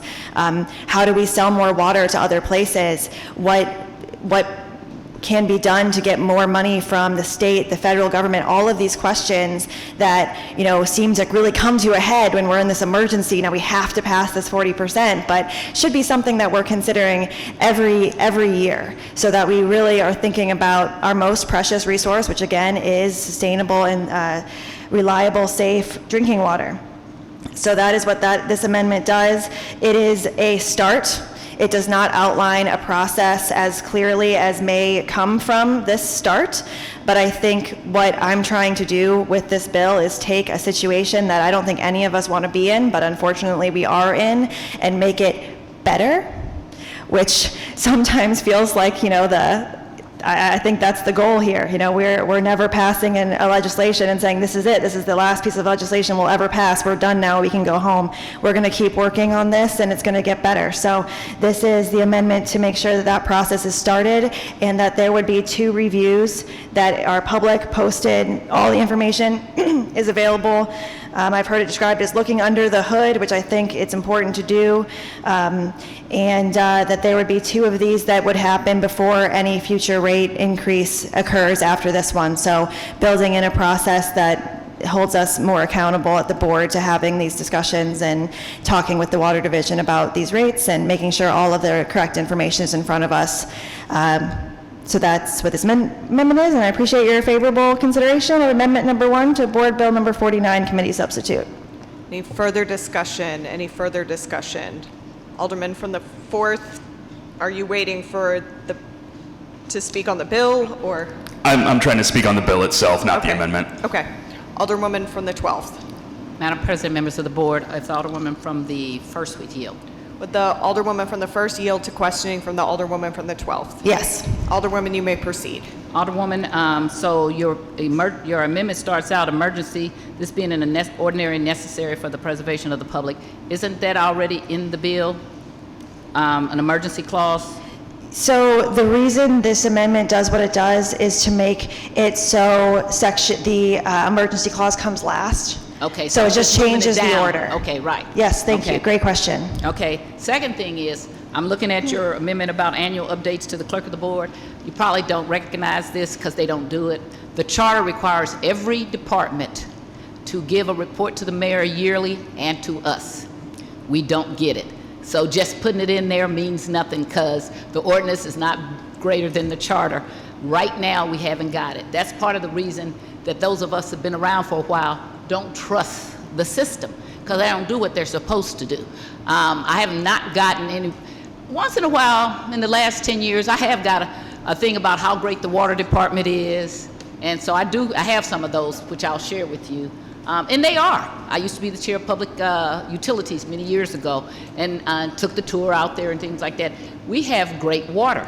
That's not the problem. it's how we charge people. And we're going to get into that. That's not here in the amendment. So I'll speak to that with your bill. But here, what I'm telling you, this doesn't give us any greater right than we already have under the charter. So if they're violating the charter, they'll violate it. Because when you get new people, they don't know you're supposed to have that. That's what happens when you get all new people and you don't believe in seniority and experience and education. You don't know these things, okay? But if you look in the charter, it specifically says every year, when they're doing the budget report, they have to do a synopsis of their departments. And those departments are supposed to send over to the Board of Aldermen as well as the mayor a report on what's going on. That would be improvement if they did it for us, because we would have information. But this is not going to change anything. If he's not doing it already, he's not going to do it anymore. So it's not a bad amendment. I don't have anything against it. I'm just saying they're not following what's supposed to be done. I'm not going to be opposed to the amendment. You can put it again, but I'll send you the charter that says they're supposed to do that, and they just don't do it. We used to get them years ago. Every year we would get them, and that's good for us to make comparisons of what's been going on and things like that, but that's if we're really ready to be oversight instead of rubber stamps. Thank you. Any further discussion? Alderwoman from the 8th. Thank you, Madam President, members of the board. I want to, just to speak briefly on the bill itself. We're on the amendment right now. Say that again. We're on the amendment right now. On the amendment on the bill, yes. I want to first commend the sponsor of this legislation and this amendment for doing an incredibly thankless job here of what I would say saving our water department from insolvency. To speak specifically on the amendment, I think putting in a process for review is an incredibly valuable change, and I want to commend the sponsor for putting something in place.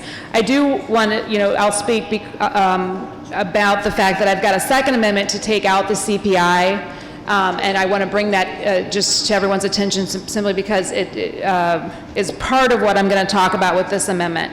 I think that having a process is so important when we are unusual in that we have a water department. And our water department, as we all hopefully know, is set up as an enterprise fund, which means that we cannot put general fund into our water department. And so when we learned just, I think 3 weeks ago, that our water department has been running at a $10 and $12 million deficit for the last 2 years, it was truly horrifying. How I have been serving down here at this Board of Aldermen for 8 years and not been aware, this information has not been presented to the Board of Aldermen before that is unbelievable. We are now in a position where if we don't do something, we really risk losing our water department, and this is a terrible, terrible, terrible position for us to be in. That being said, we do own the water department. It's an incredibly valuable asset. I would argue one of the most valuable assets our city has. And so a formal process in reviewing it is incredibly important. Most utilities that we have our electricity, our gas, even MSD, are overseen by commissions. The first two, the gas and our electric, these are monopolies that are granted monopoly status and in exchange for being overseen by the Public Service Commission at the state level.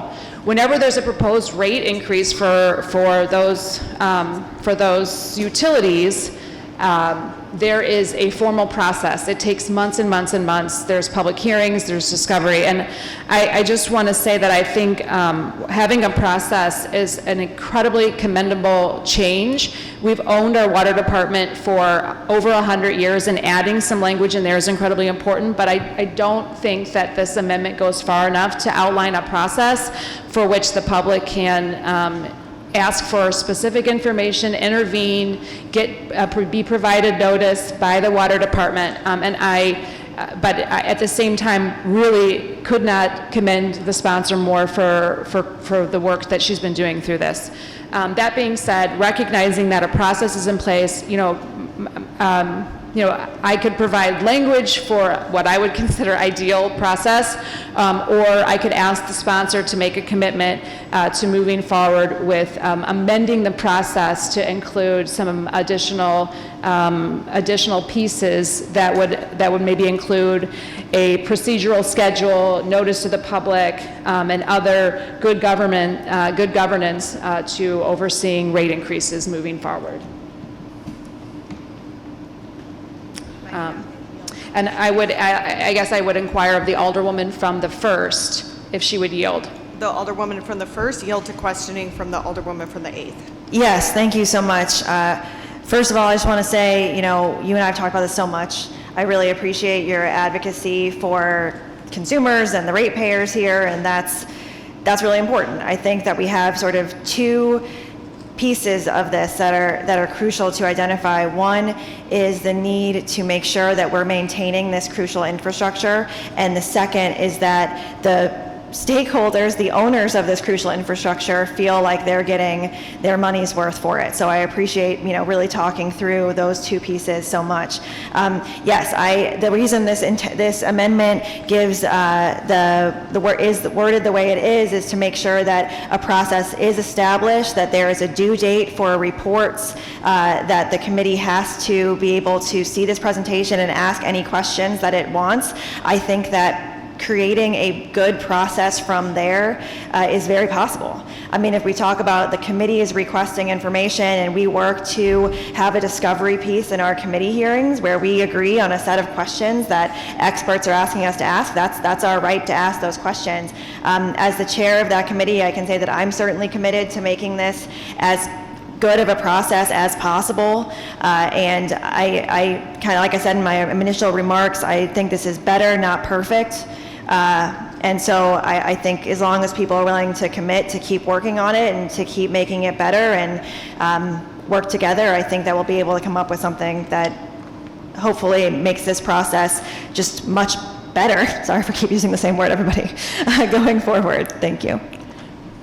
Thank you. I think, again, having some formal process is important, but I think kind of outlining to the public, one of the things I really worry is that the vast majority of residents and ratepayers don't know this is coming. So they're going to get their July bill, and that's going to be the first notice that they're going to have this big increase. And to the Alderwoman from the 12th point, we're supposed to get reports. I've passed resolutions to require that the street department, the planning department, provide a report every year on crashes and fatalities and where those are happening. We never get any of these reports that we are requesting. And so I think one of the fears I have moving forward is that our constituency, our residents, are going to be very, very ticked off on July the 3rd when their bill comes in, and they have a right to be, because the public input through this process, not to the fault of the sponsor or even to this body, but we have been given the unenviable task of having to deal with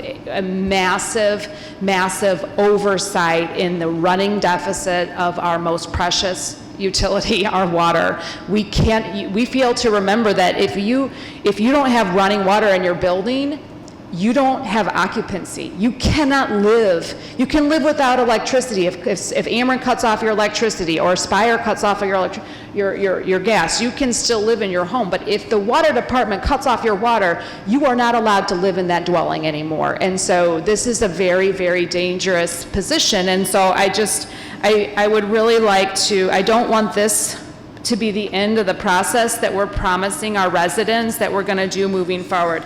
I want to give our public the right to have more formal notice, a process they can rely on, just like at the state level with the Public Service Commission, and be able to ask for pertinent information and more than just a report that we may or may not get depending on the year. And so I would be really happy and honored to be able to help create a process that looks more formal and more reliable moving forward. If we could make a commitment today to doing that, recognizing that we are just in a very, very unfortunate position right now. and I am committed to making sure that we do have the funds we need to continue operating our water department. With that, I inquire that we have a commitment to improving the process moving forward, and I would inquire that of the Alderwoman from the 1st. Yes, there is a commitment for me to improve the process going forward. Thank you, Madam President. That's all I have on this amendment. Any further discussion on the amendment? Alderman from the 14th. Thank you, Madam President and members of the board. First off, I also want to commend the Alderwoman from the 1st Ward. She's been very open about this process. I know it landed in her lap kind of out of nowhere, and this has landed in the board's lap also out of nowhere. Like I said, when it comes to this water rate increase, I feel like there's probably not one person that, is not down here that say we need to make sure that we make these changes so that we have quality water. Nobody is against ensuring that the water that keep us clean, the water that we drink, continues to run. But also, like the Alderwoman from the 8th Ward said, I'm glad we're putting a process in place. I don't know how far an annual review really goes, especially with not taking the time to engage residents. This whole process, I know I have not been able to engage residents because this bill has just moved so quickly. It is critical if we're going to be, forcing something down the people's throats of the city of St. Louis, that they at least have input on the process. I'm glad to know that the Alderwoman from the 1st, and I truly believe it, that she's willing to take this process further, because I don't think just an annual review does go far enough. I don't know how much control the Water Division have with being able to go in the community to talk to people about where the state of the water department is, some of these projects. It's unfortunate that we are not engaging the community on this and being told that we have to do this in such a short time. Over the weekend we've seen several, maybe 16 water main breaks. I was looking at the news and I seen a resident that was out with water for 24 hours, right?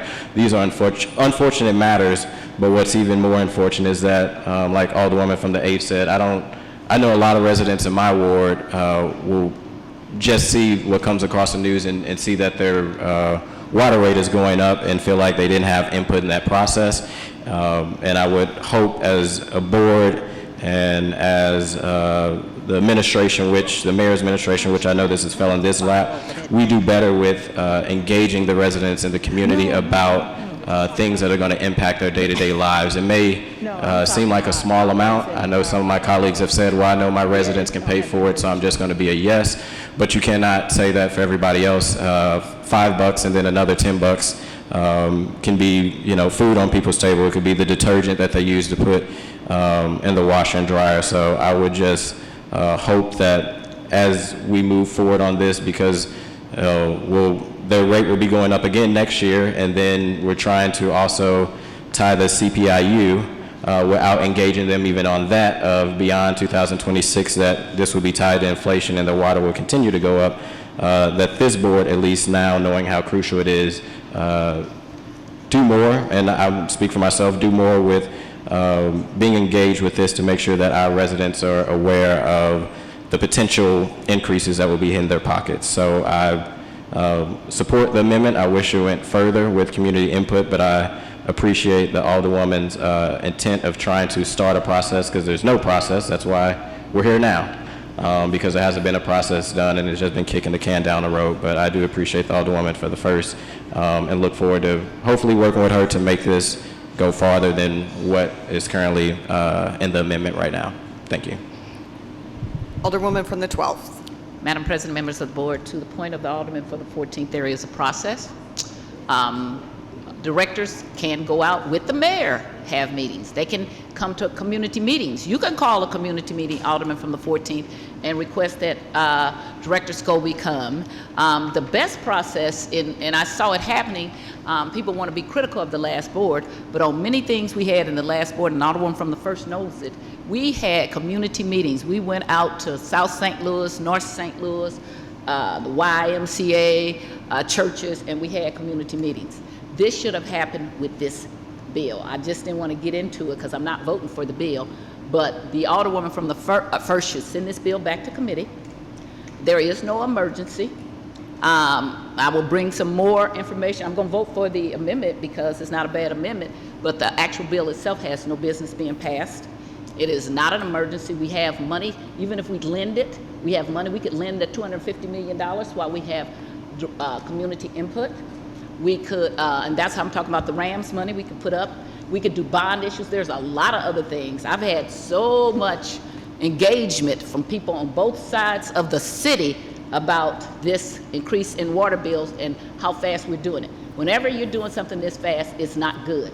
And that's when you as an alderperson have to say, I might support what you're doing if you prove it to me in my community, but I don't support a 1 week, have a meeting, one meeting, and then push it through. That is not good government, okay? That is not transparency. That is not anything that people say that they are looking for. When we are increasing bills, $15 1 year, $30 next year, doesn't affect me. I'm gonna be able to pay it. But it affects my seniors and people who are older. And I also was here when we did this very same thing with the sewer bill many years ago. And one of my friends was appointed by Freeman Bosley to be on the sewer commission, MSD, and we did some of this very same thing.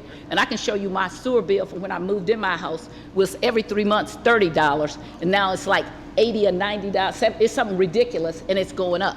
We don't even talk about that we sell water to different municipalities, that we, American Waters buys our water and then raises the rate. We have not talked about when is the last time we raised the water rate on the people we sell it to, because that would be who I would want to sell it to first. We haven't talked about doing a bond issue. We haven't talked about so many other ways that this can be done, and one meeting does not give you the time to do that.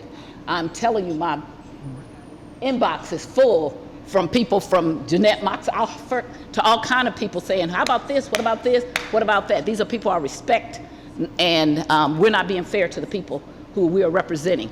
I would really wish that the Alderwoman would send this back. As I said, I'm not going to vote against your amendment, but there is no emergency. That's a made-up emergency. We have something called water efficiency. What they're supposed to give us about when is the last time they raised rates, how they did it. You don't have any of that. The last time I can see we did that was 2013. This is 2023. There's a lot of things that you all don't know because you're new. But these things were talked about, and the reason why the rates didn't get raised, because they never provided answer. So then you come and you say, oh, this is an emergency. Kurt Scobie was here when the mayor got here. She reappointed him. He knew all of this then. It was his job to tell her, not make this be an emergency today. This was his job to say, Madam Mayor, we need to get on this, because I can show you all kind of stuff that I'll forward to the board, in which we have talked about this year after year after year. But the best way to make an emergency is to say it is one, and we got to do that. What'll happen if we don't pass it? We'll still have money. We only have 90 days worth of revenue that we keep for the water department. Absolutely ridiculous, okay? Absolutely ridiculous. And again, I hear the mayor saying, I'm not in a hurry to spend this $250, this generational. I right now would tell you, I would support taking all $250 million and put it into water. I do not want to be Michigan. I don't want to be poor black people not being able to have clean water. So to me, if you can ever really look at what could be something generational, is having clean water for your generation, okay? So I'm okay with not spending it on some other things I would love and just putting that into water, putting a bond issue, but not putting it on the people who have worked so hard and thought that they were middle class or lower working middle class, and then all these stuff, cost of living has continued to go up. Bills have continued to go up. We know seniors that make a decision about food or medicine or how to pay for where they're gonna live. So what you think is little is not, and it's not right what we're doing. Her amendment, Alderman, your amendment is fine. I support that, and I'm gonna vote for it. I already told you that I was not going to vote for the board bill because it's a made-up board bill. And you have the strength and character. Send that board bill back. Tell the mayor, okay, I know that's what you want. Have hearings. Let the people, even if you still have to come back and do it, a couple of weeks is not going to stop anything. There is no real emergency. We have all kind of money sitting around. They want to reference the ARPA money, but there's no restriction on the RAMS money. So give some of that up. Say we're going to put $10 million to carry over the water department until we make sure that our community is on board with what we're doing. That's all I'm saying. You don't have to do it that way. I think you have the support on the board if you would do that. You're handling the bill, you're the chair of the bill, you can send it back, you can have hearings out in the community. It's a much better way. And you have to hear when people criticize, and they're gonna bring you valid data that's out there of why this has not occurred. And shame on Mr. Scobie if he did not let the mayor know that we needed to do this 2 years ago. And shame on the mayor if he did let her know and then she didn't do anything and then they put that pressure on you. I know that's hard. It wouldn't be hard for me at all. I'd be like, no, I'm not doing that. And we're gonna have hearings every place because water is, it affects everybody and it affects our next generation. And clean water is important. And again, I would say, take the whole $250 whatever odd $1 million of the RAMS money and put it into a good start with a bond issue and redo our water. Let's be smart. And then also let's start doing meters. We're not even gonna talk about the history I know about how we didn't do meters, okay? Let's raise our water rates to the people who are buying water from us first. Let's show that we've done everything we can before we say we're going to take a 2 or 3 week process and pass water rates around. So just to address what you said, there are ways to bring people out. And you yourself can still call Mr. Scobie and say, I need you to come out and answer questions in my ward because people want to know what the answers are, even while this is going on. Thank you. Any further discussion on the amendment? Any further discussion? If not, it's been moved by the Alderwoman from the first, seconded by the Alderman from the 9th, that we adopt amendment number 1 to Board Bill number 49, committee substitute. All those in favor signify by saying aye. Aye. Opposed? Motion carries. Alderwoman, you may proceed. Thank you so much. I really appreciate you all supporting that amendment. I think that makes it a better bill. To discuss more about the specific bill, going back and kind of answering some of the questions that were brought up. You know, when I first had this bill presented to me by the mayor's office and the water division, I was really skeptical. I maybe even said to some of you that, you know, there's no way this is needed. This can't be true. And then I started asking questions, getting all of the information, really seeing what was going on and how close the water division is to the brink of not being able to fix massive water breaks big and small. I handed out to you just now, it shows every water main break service, all of that's happened in your specific ward since October of 2022. We've had water main breaks all over the city. This is a citywide issue. What this rate increase does now is addresses the very real need to get money into the system in a recurring way that is possible for the water division to operate going forward. What it simply doesn't address is the $400 million of infrastructure needs that the water division has. That is where I do believe that we need to be looking at putting in any American Rescue Plan Act funds that end up needing to be reallocated. I hope that I would have your support here to look at some of the infrastructure needs that have dollar amounts tied to it and start allocating to specific projects that can get done, as well as perhaps a option for some of the money for the next few years for water assistance. That would be an option, or utility bill assistance for those years. That's an option as well.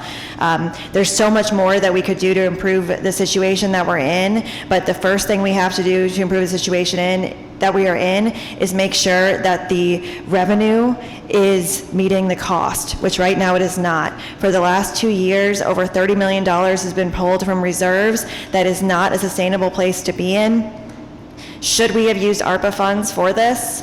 Probably all of us are nodding right now, thinking hindsight's 2020, and yes, we should have. And again, if we have to reallocate any ARPA funds, I hope to have your support in doing so. With looking at RAMS funds, that's $250 million that's earning interest. I'm not sure of the exact number it's at right now, but it is earning interest. And I do think that that piece of interest earning on that money is crucial, because one of the things that I realized being in those budget hearings for the last few weeks is we really need to be thinking about sources sources of revenue for our city because we are not providing the services that we need to be providing. Every department seems to be operating in emergency mode. I think it's not easy because it's still hard to say, but we could spend $250 million of RAMS funds all on the water division, but it'd be gone. Gone. That's how much the water division needs. Gone. Is that what we want to do with this money that is not tied to any expiration date? Simultaneously, we have the lowest water rates in the region. City residents pay half of what St. Louis County does. We do have a process in place in which people who are buying our water have to pay the cost plus 18% profit. So as cost goes up, which costs are going up, their rates go up too. And those contracts are negotiated, the next one's up in 2 years. And yes, we should be thinking about how much we're charging elsewhere for water, and that is definitely a piece of it. So is every other federal and state grant that the administration and the water division has been applying for. One of the things I sent you all is an alternative funding document that goes over every application that has been made in all of the places that water funding is possible to get. A piece of that is so crucial, though, is that oftentimes for these federal programs, the city has to have a local match, which means that if the water division has no money in reserves, it can't apply for the assistance to come from elsewhere. So right now, we're in a situation which we literally did not get as much state funding, Build Back Better funds, that the water division hoped and thought it would get. Because the water rates are so low in the city of St. Louis, it knocked our application to a tier that didn't get as much money as places that have higher water rates. The state and federal government don't seem convinced that the residents of St. Louis really care about their water, it seems, because of how low the rates are. So I think we have to look at this as a whole picture, and this is one piece of that picture. We owe it to ourselves, our children, the future generations, to protect our most valuable resource, which is clean, safe, reliable drinking water. This is what this bill tries to do as one piece of that. It is not going to answer every question. I would not say it's a perfect bill. I would say this process has moved faster than I would ever want it to, but I truly believe that it's an emergency. I think you all understand from what your constituents tell you with their water service, with water main breaks that happened in so many of our areas this past year and before that it is an emergency. Not having water into your home for any period of time is an emergency, and this is a necessary bill, and I appreciate you all considering it, and I hope to earn your support for it. Any further discussion? Alderman from the 4th. Thank you, Madam President. I think we're probably all frustrated with this. I know I am. There were 16 water main breaks this weekend. I think about a dozen of them were in the 4th Ward. I know that the infrastructure isn't going to fix itself if there isn't money put towards it. And would the Alderman from the 1st please yield for questions? The Alderwoman from the 1st yield to questions from the Alderman from the 4th. Yes. Alderman, you may proceed. Thank you. And like I said, I'm frustrated here, and I think a lot of us are frustrated here, but please know that my frustrations are not with you. As an individual, they're with the situation here. I can take it. And I believe that you just may have some answers to some of these questions. Knowing that we have this issue, why were ARPA funds not put towards this? The reason that I was told that ARPA funds were not considered an allocation for this for water division is that the administration believed that Build Back Better funds would be available for the water division. Those funds, instead of going to the city as ARPA funds did for its own allocation, went to the state. The city applied for those funds and received $200,000. That $200,000, which is tiny in the amount of water needs that the city has, is earmarked for a program that will review the lead service lines in the city. That's what the money's for. That's what we have to use it for. And it is, again, an unfortunate, I would say, perhaps miscalculation of how we should have prioritized water in ARPA funds, which is why I keep saying if a dollar comes back to the board to be reallocated, I hope everyone is willing to commit to putting water division needs first. Thank you. And then you briefly touched on the federal infrastructure funds. who thought that we were going to get all this money in the federal infrastructure funds that we didn't? Who sold that bill of goods? That's what I was told by the administration and the Water Division for their thoughts here. That's the answer I have. And what about the RAM settlement fund money? I've had people come in, people email me, call me, et cetera, and say, you do have, a $250 million that you're sitting on. It seems like you got $250 million of problems. There's a solution there. Yeah, I appreciate that question. One of the things that I always want to come back to when people bring up the city getting $500 million of ARPA funds is because the city is in such a dire financial situation in so many ways that was the amount that was given in those funds. So it acknowledged the situation. It was never supposed to be, hey, here's $500 million, now your problems are fixed. You have you're done. You don't have to do any more work. But to address a lot of things. I mean, the amount of need the city still has, even with the allocations of ARPA funds, are enormous.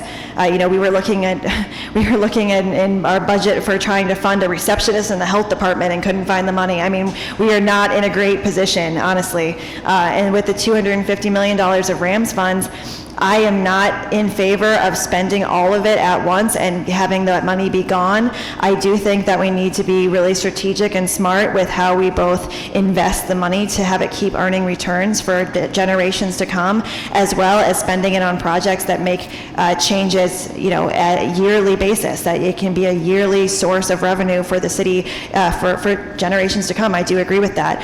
I do believe that some of it needs to be spent on the Water Division. I do not believe that these rate increases alone are sufficient and we can just walk away and be done thinking about the Water Division.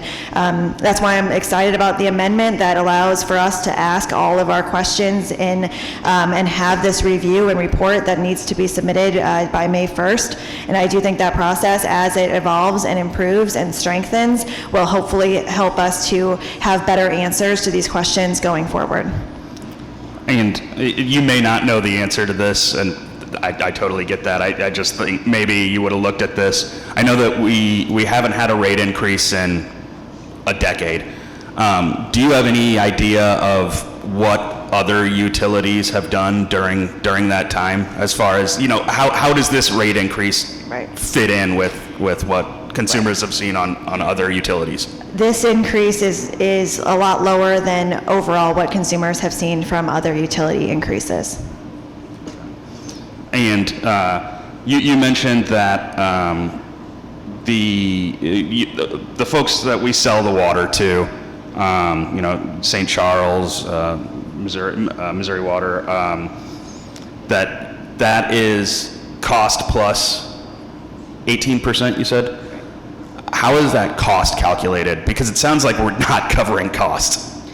Right, yeah, that's the that would be some formula of their cost to produce their particular amount of water. I don't know how that cost is calculated, and perhaps we could get that to everybody.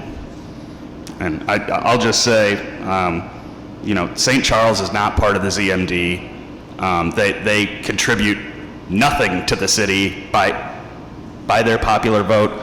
Why are we not charging them price plus 1,000%?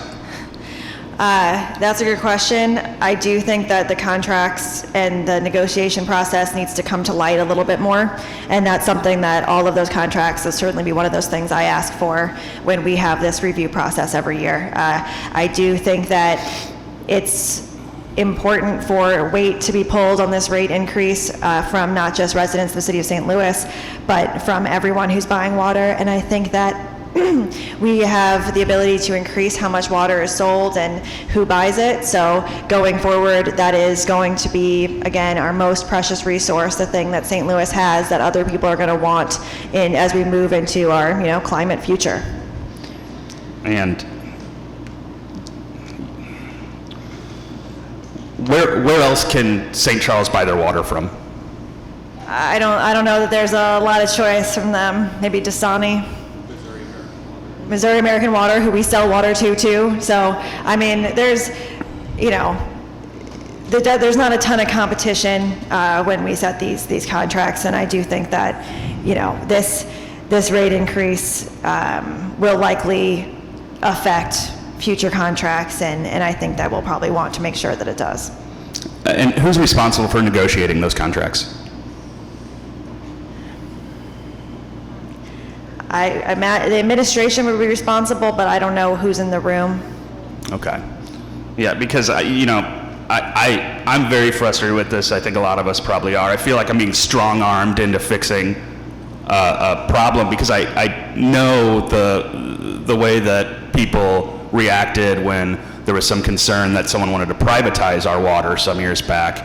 And I know that that's not a popular idea, and I know not having a legislative fix here, kind of all roads lead to the water department becoming insolvent and, someone privatizing it. But I think whoever's negotiating these contracts, whoever it is, and I hope that your review board in your amendment shed some light on that, because until St. Charles joins the ZMD, as far as I'm concerned, they can't buy water from anywhere else. Why don't they pay for it?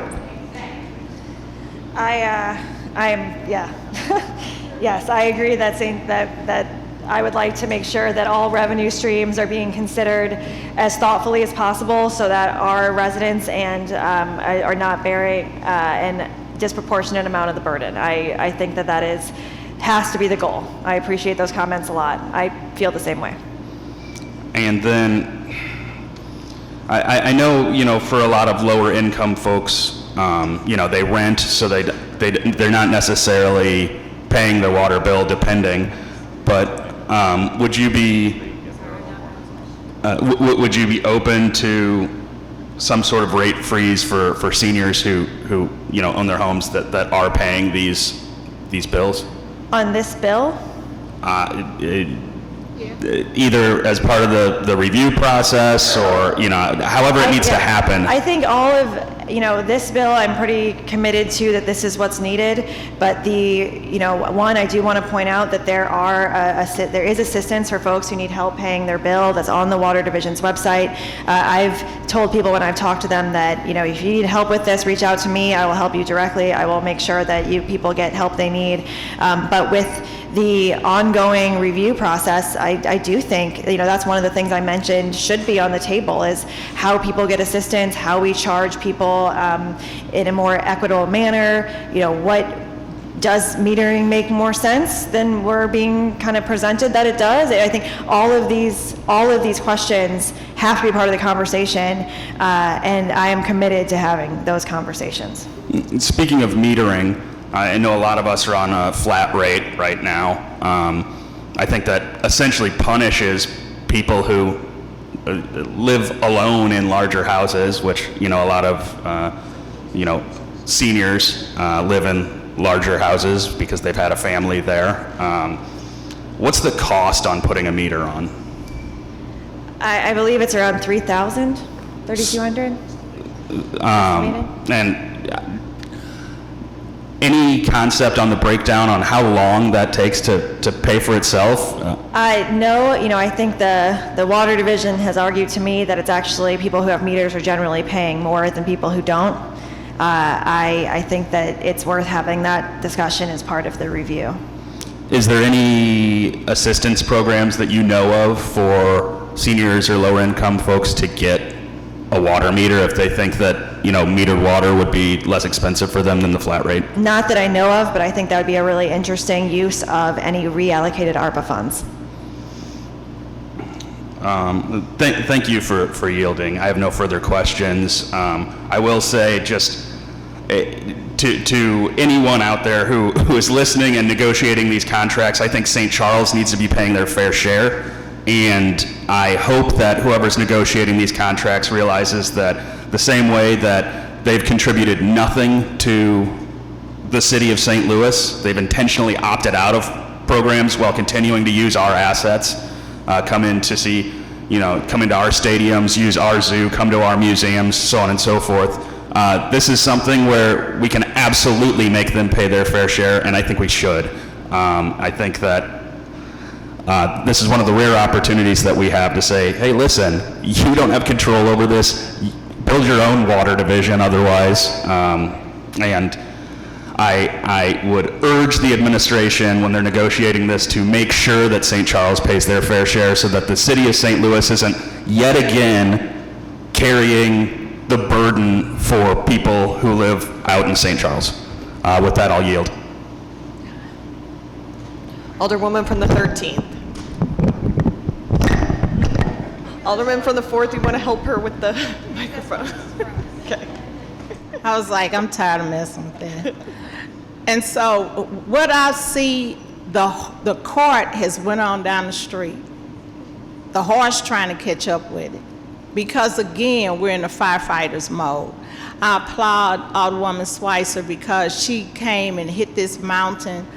But after Alderman Narayan spoke, it just shows that we have so much work to do.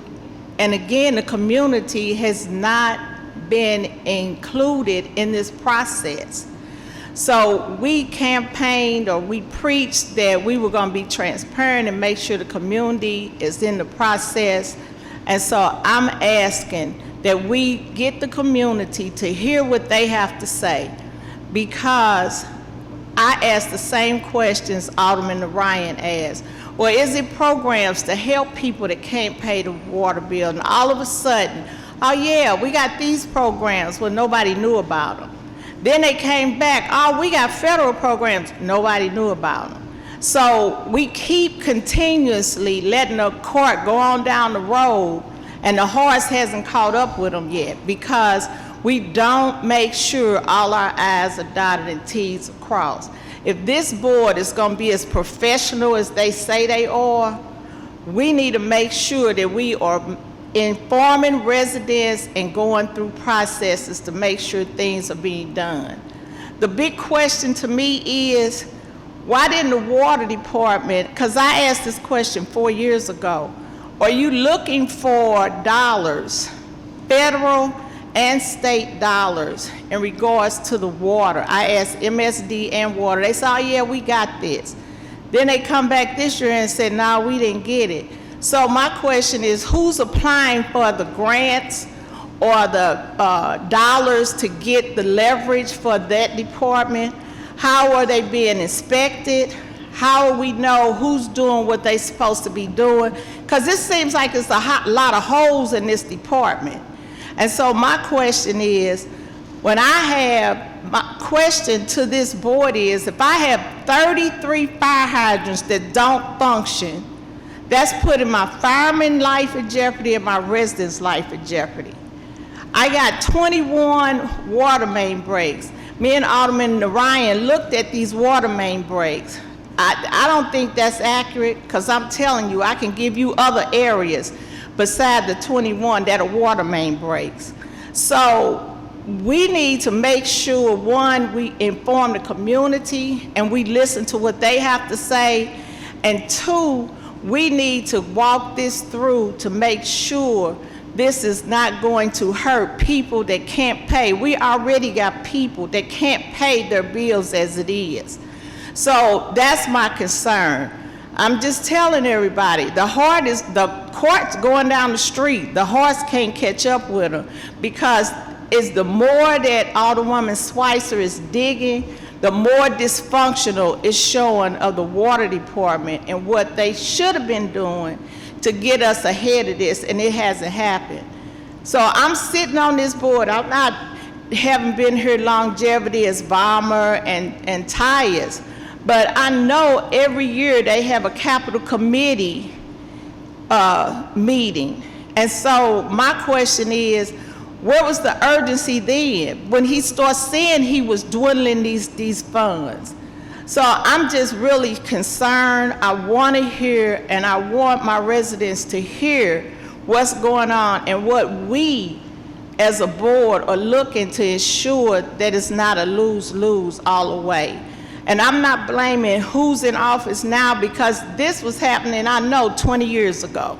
So it's not nothing that just started. So I'm saying we need to slow our roll and look at what are we doing. Thank you. Any further discussion? Alderwoman from the 8th. Thank you, Madam President, members of the board. If it's appropriate now, I'd like to introduce amendment number 2. Amendment number 2 to Board Bill 49 and committee substitute, it would remove the CPI language, the automatic rate increases. And I want to speak about this just briefly. I want to say I really appreciate and understand the intent of the CPI increases.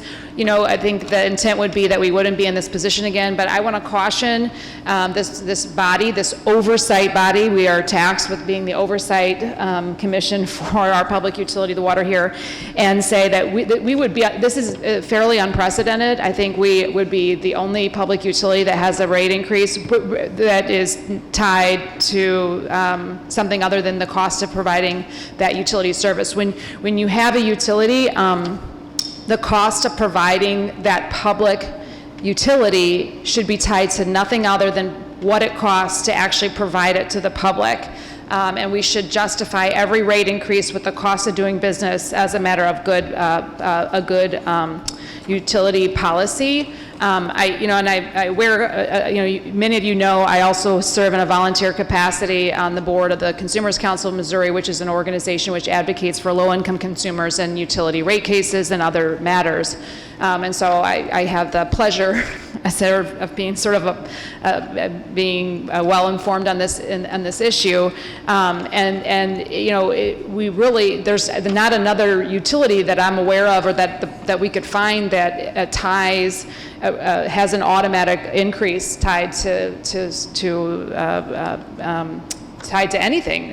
But I do really appreciate the intent here. I think the intent is to prevent us from being here in this place again. Not only I will point out that this is just would be unprecedented, and I don't think is really in line with the way utilities are regulated or their rates are considered. But secondly, I think it also, as the Alderwoman from the first has pointed out, we have an enormous amount of need, $450 million.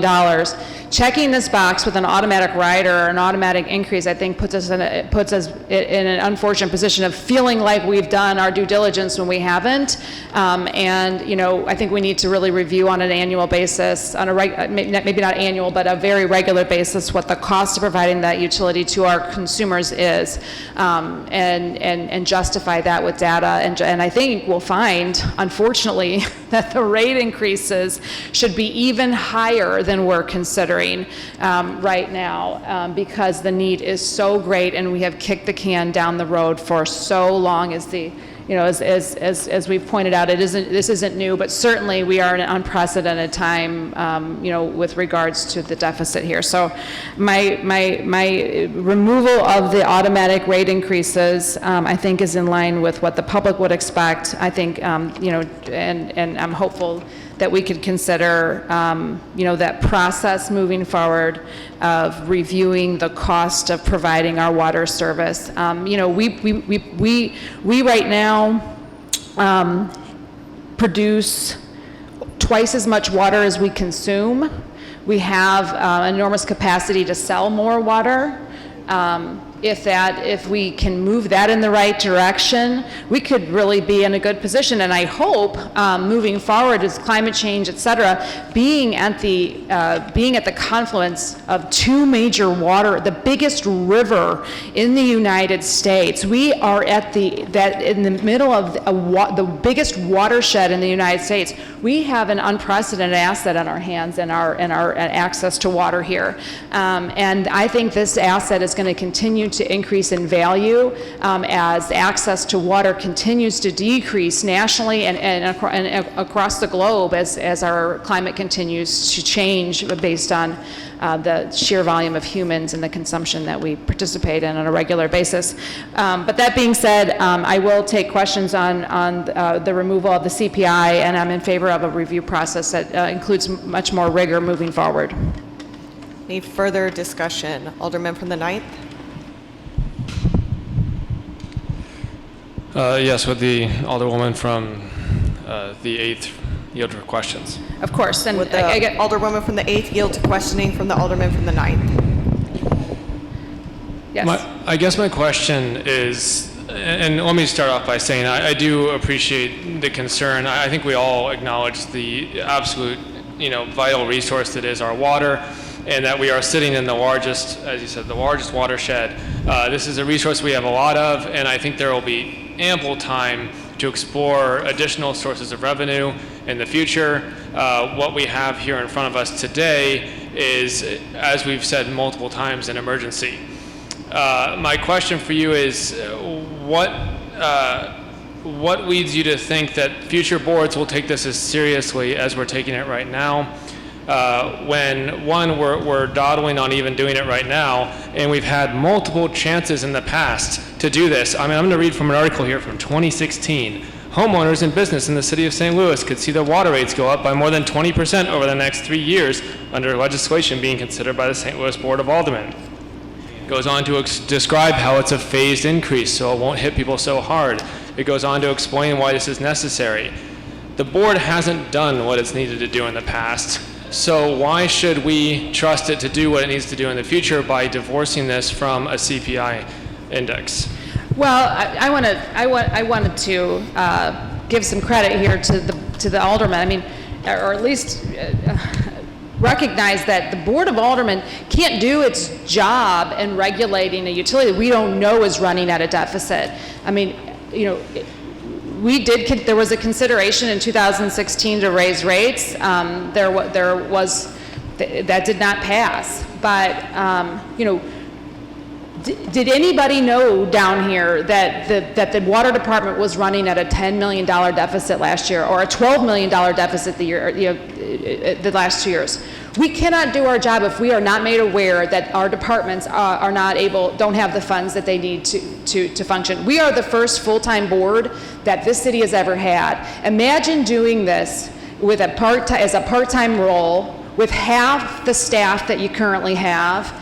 There's no way that a legislative body could do due diligence and do that work without guidance from the management team of the city, which is outside of the Board of Aldermen. That is the administration.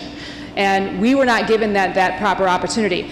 I take your point that without having that, the city failed its residents by making sure on a regular annual basis that our water department was solvent. Failed to do that. My fear is that does not provide a reasonable reason to annually to do something which is unprecedented, have an annual rider on a utility.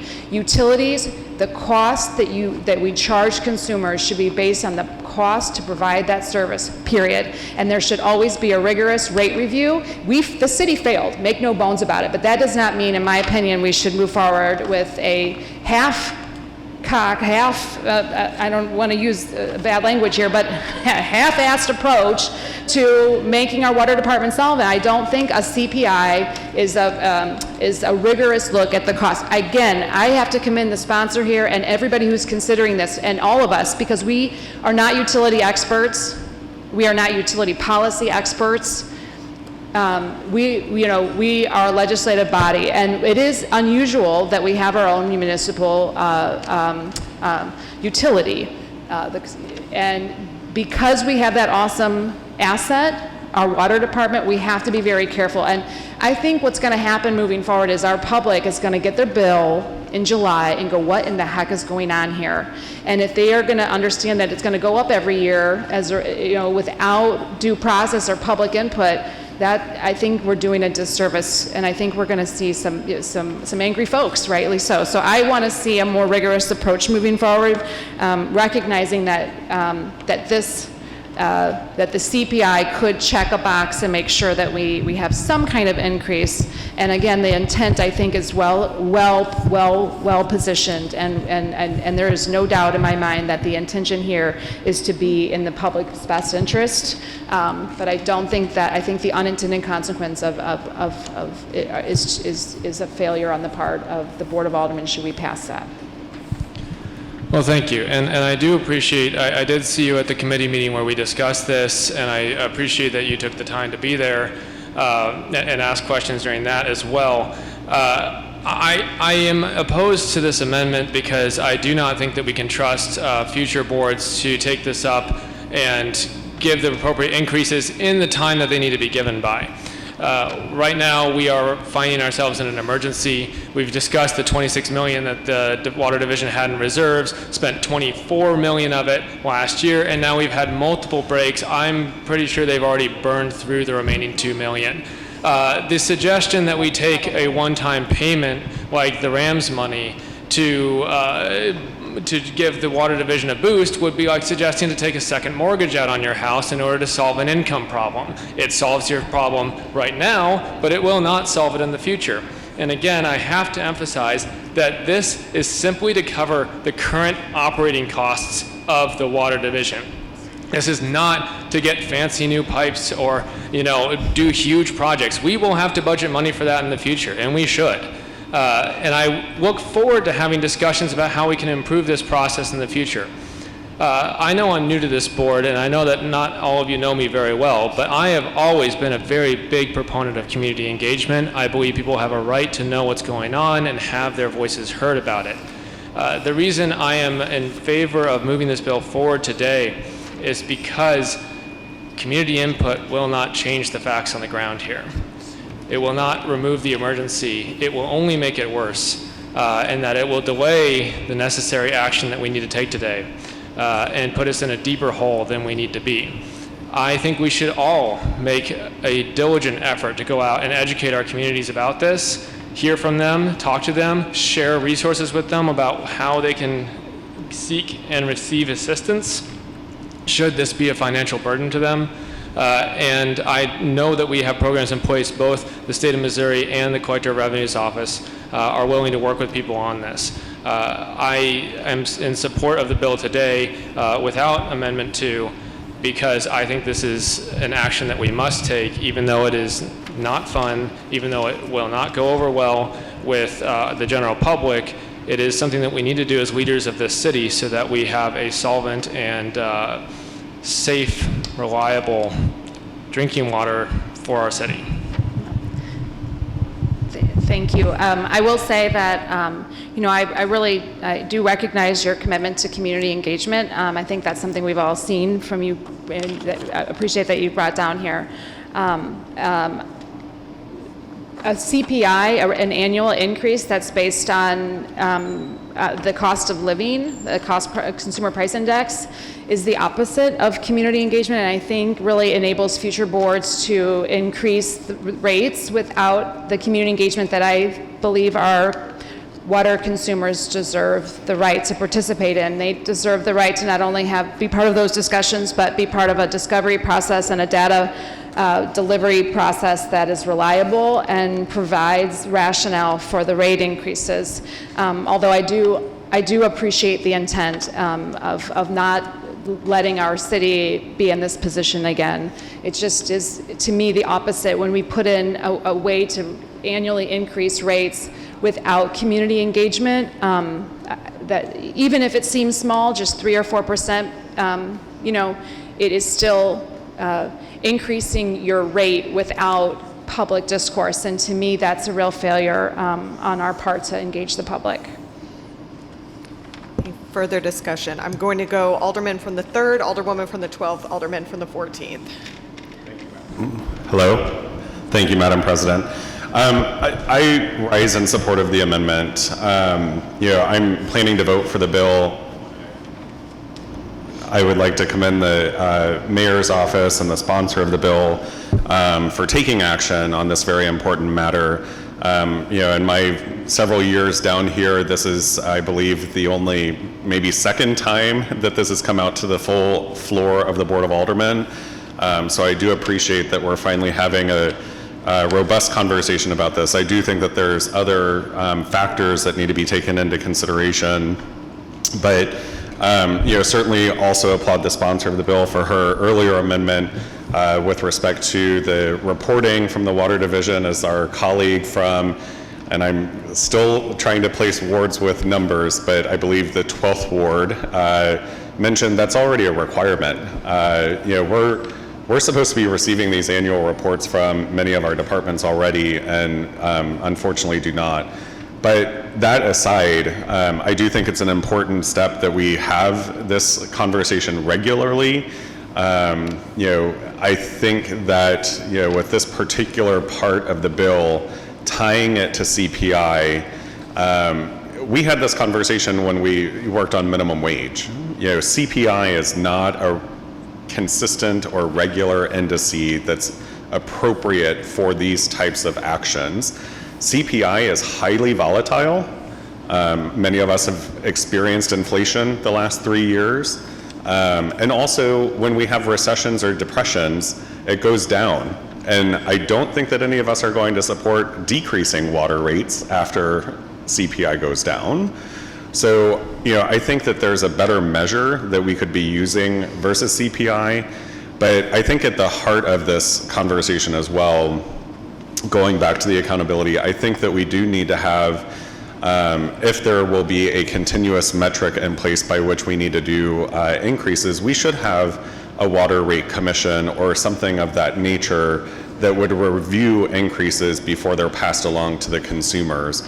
The other facet of this particular part of the bill that I get concerned about, and I haven't heard any clarity on it yet, is whether or not this would violate the Hancock Amendment of the Missouri Constitution.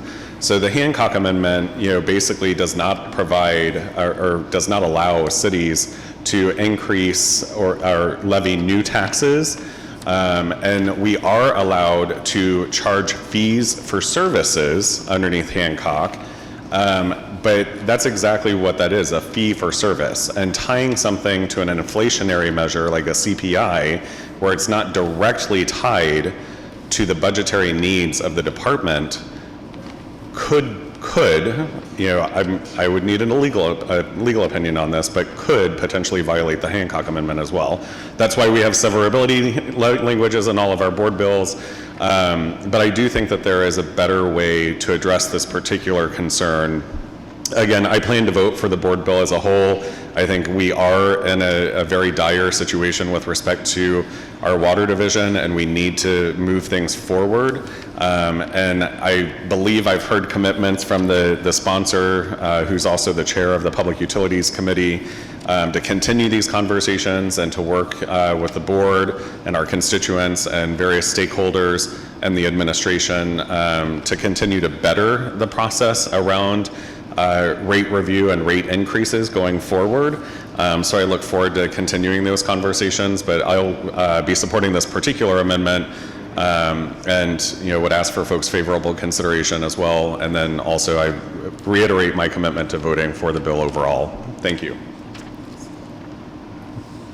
Alderwoman from the 12th. Madam President, members of the board, I am also in support of this amendment as I was the First Amendment, even though I think the First Amendment didn't bring us anything because we already have those rights.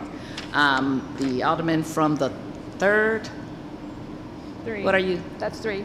I got it right. The 3rd said many of the things that I wanted to say about the CPI. But I want to address this thing that the previous boards didn't do what we needed to do with water.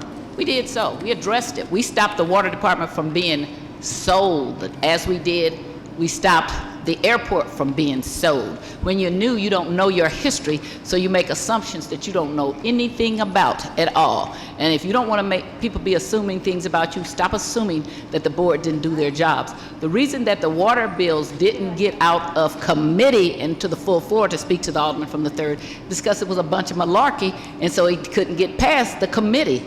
And we didn't have anybody coming into us at the last moment and saying this is an emergency. This is a made-up emergency to me, not because water's not important, but because we're just having this target date. We got to have this money by July the 1st. No, we don't.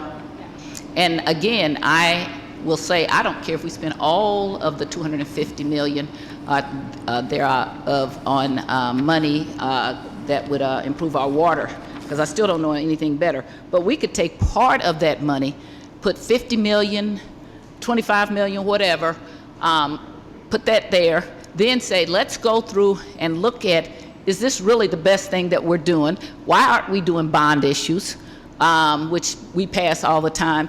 Why aren't we doing other things to raise money instead of, and the last thing is to raise money on our people. The Alderman from, what is the, Alderman Ryan is the 2nd?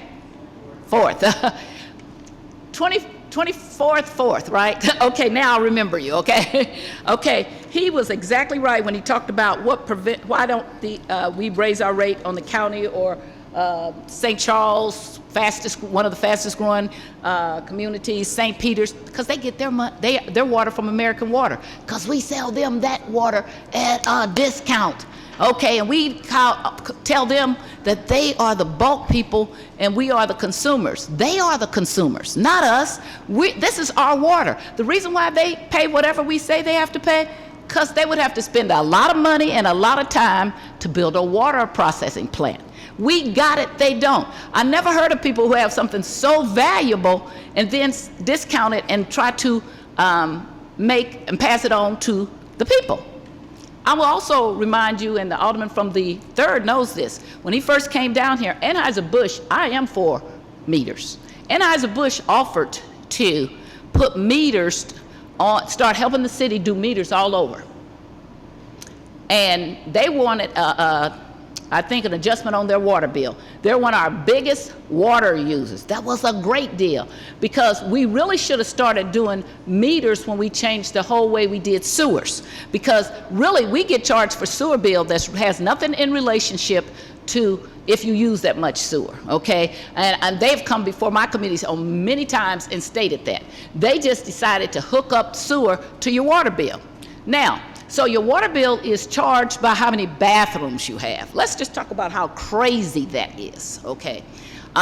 So if I have 4 bathrooms in my house and I'm one person, they charge me more than a bathroom in a house with 10 people, because they don't have any way to meter the water. So they just made up some things. When I have challenged Mr. Vizentainer, in case you didn't know, that was before Kurt Scobie, they will readily admit our water bill has nothing to do with reality, okay? It's just something that they came up with.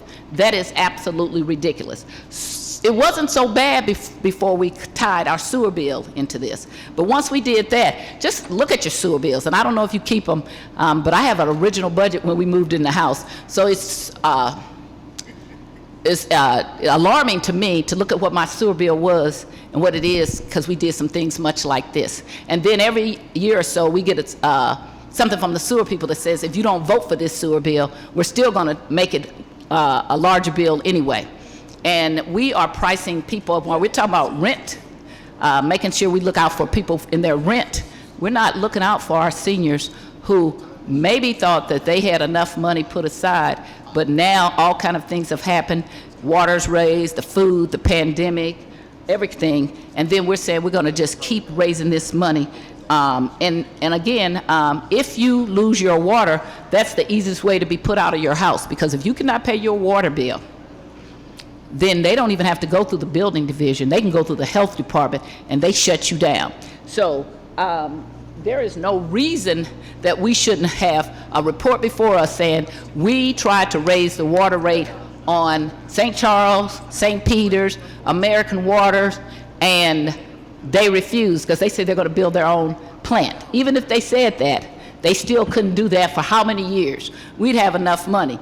There's no reason for us not to be talking about why we don't do a bond issue for this, okay? There's no reason that we say this is an emergency. This is not. This is a made-up an emergency. We got $250 million sitting in the bank. At one point, wasn't getting interest, but now I understand we are. So even though the mayor says, oh, I just want to do something different with that, that's just her wishes. But reality sometimes sets in, and you say, well, I wanted to take all 250, but I'll take 225, 200, and then the rest I'll put toward water, and then we'll look at some other options, and we'll have hearings and transparency. We'll hear what the people are going to say. The alderman from, I don't know, the 9th, or whatever he is, Alderman Browning said that, well, the people are not going to want it. They're not going to want it, but we represent the people.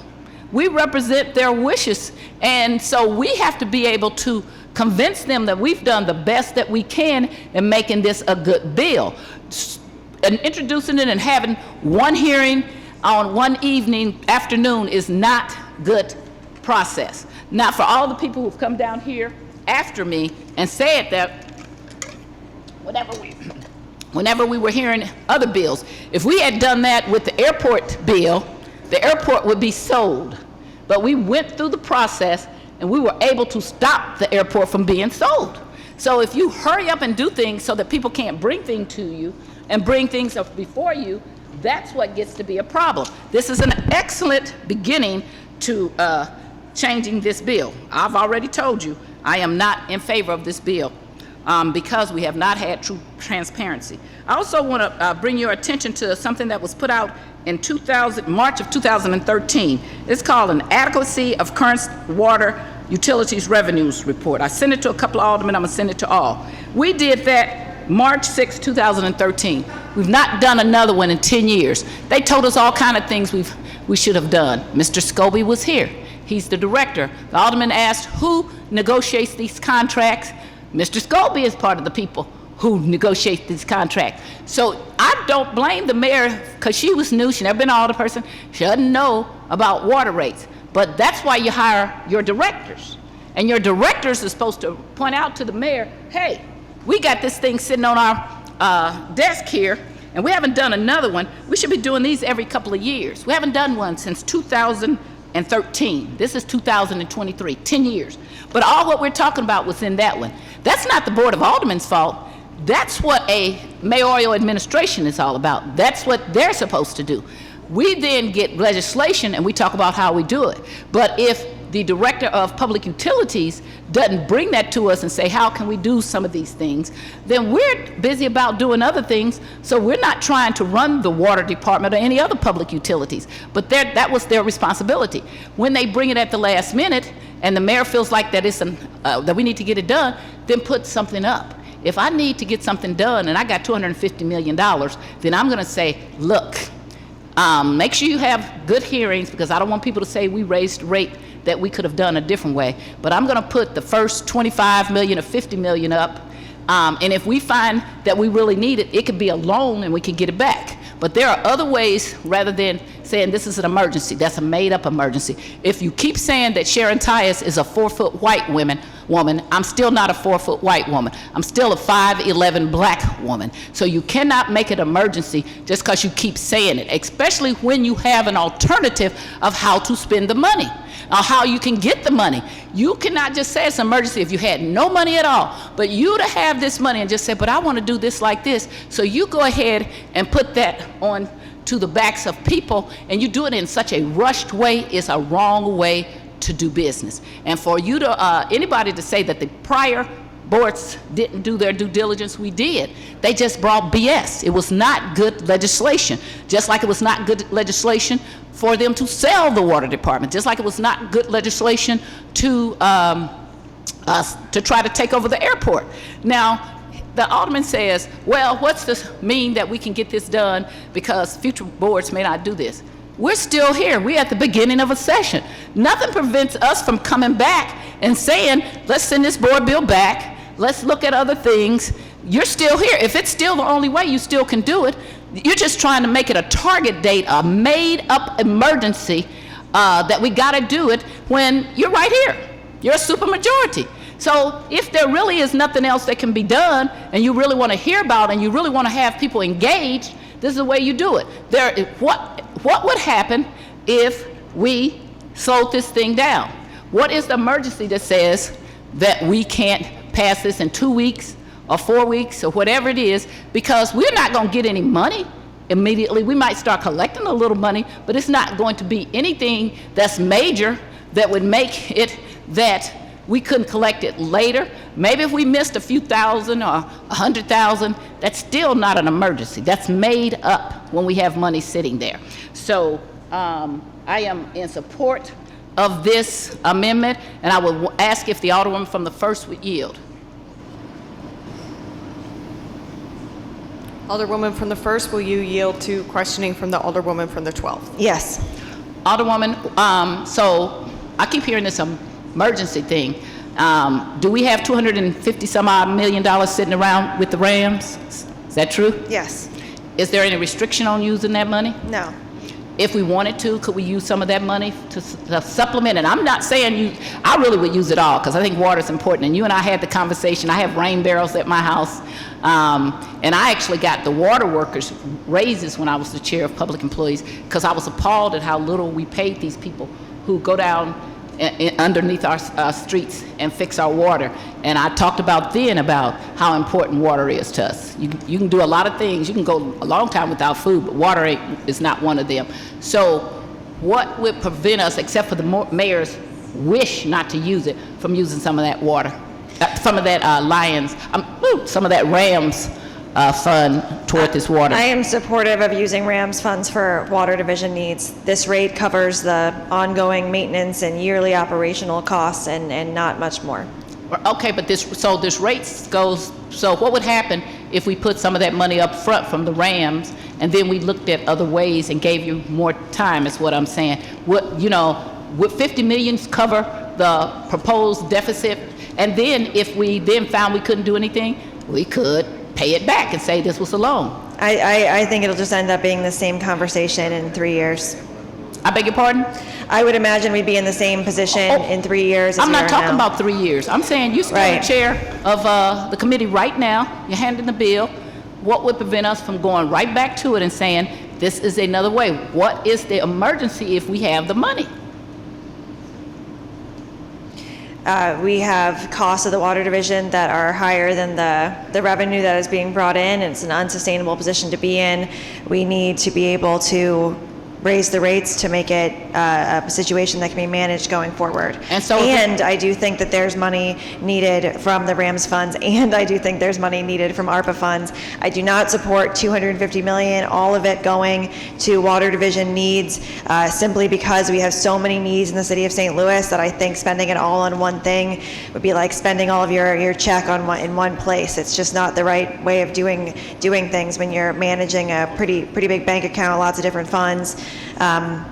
And the water division does need to be sustainable as an enterprise fund. Its goal is to have the revenue meet the costs, and right now it doesn't. Plugging these holes doesn't fix the dam, if you will. So I will say it again. That was not what I said. I do support spending it all, but what would prevent us from taking 50 million or 25 million, putting that as a stopgap, even as a loan, so that we're not passing this thing so fast, and then if we find out that it didn't work, then we pay the money back to us. But that's why you have money in a emergency account or fund, so you can say, well, I can do this right here. You don't have any restrictions on it, so there's actually nothing that restricts us from putting $25 or $50 million toward the water or loaning it to us, and then looking at doing a bond issue. Can you tell us what's the problem, why we couldn't do a bond issue?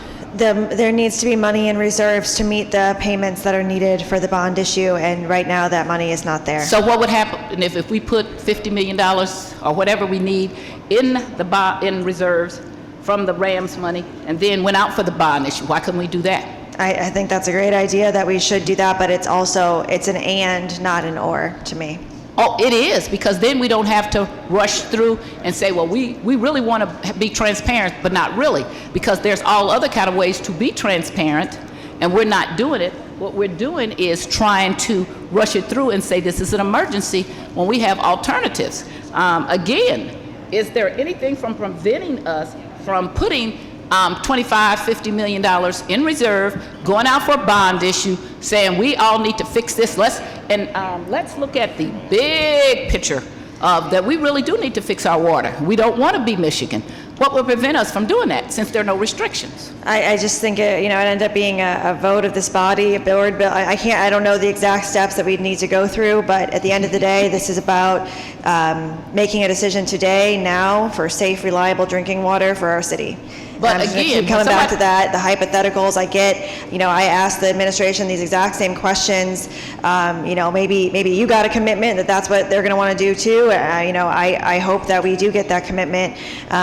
But this rate increase is necessary to meet the needs of the water division. It's not necessary if we just say that we can do it. I do want to keep us on the amendment, and then we can go back and ask her other questions.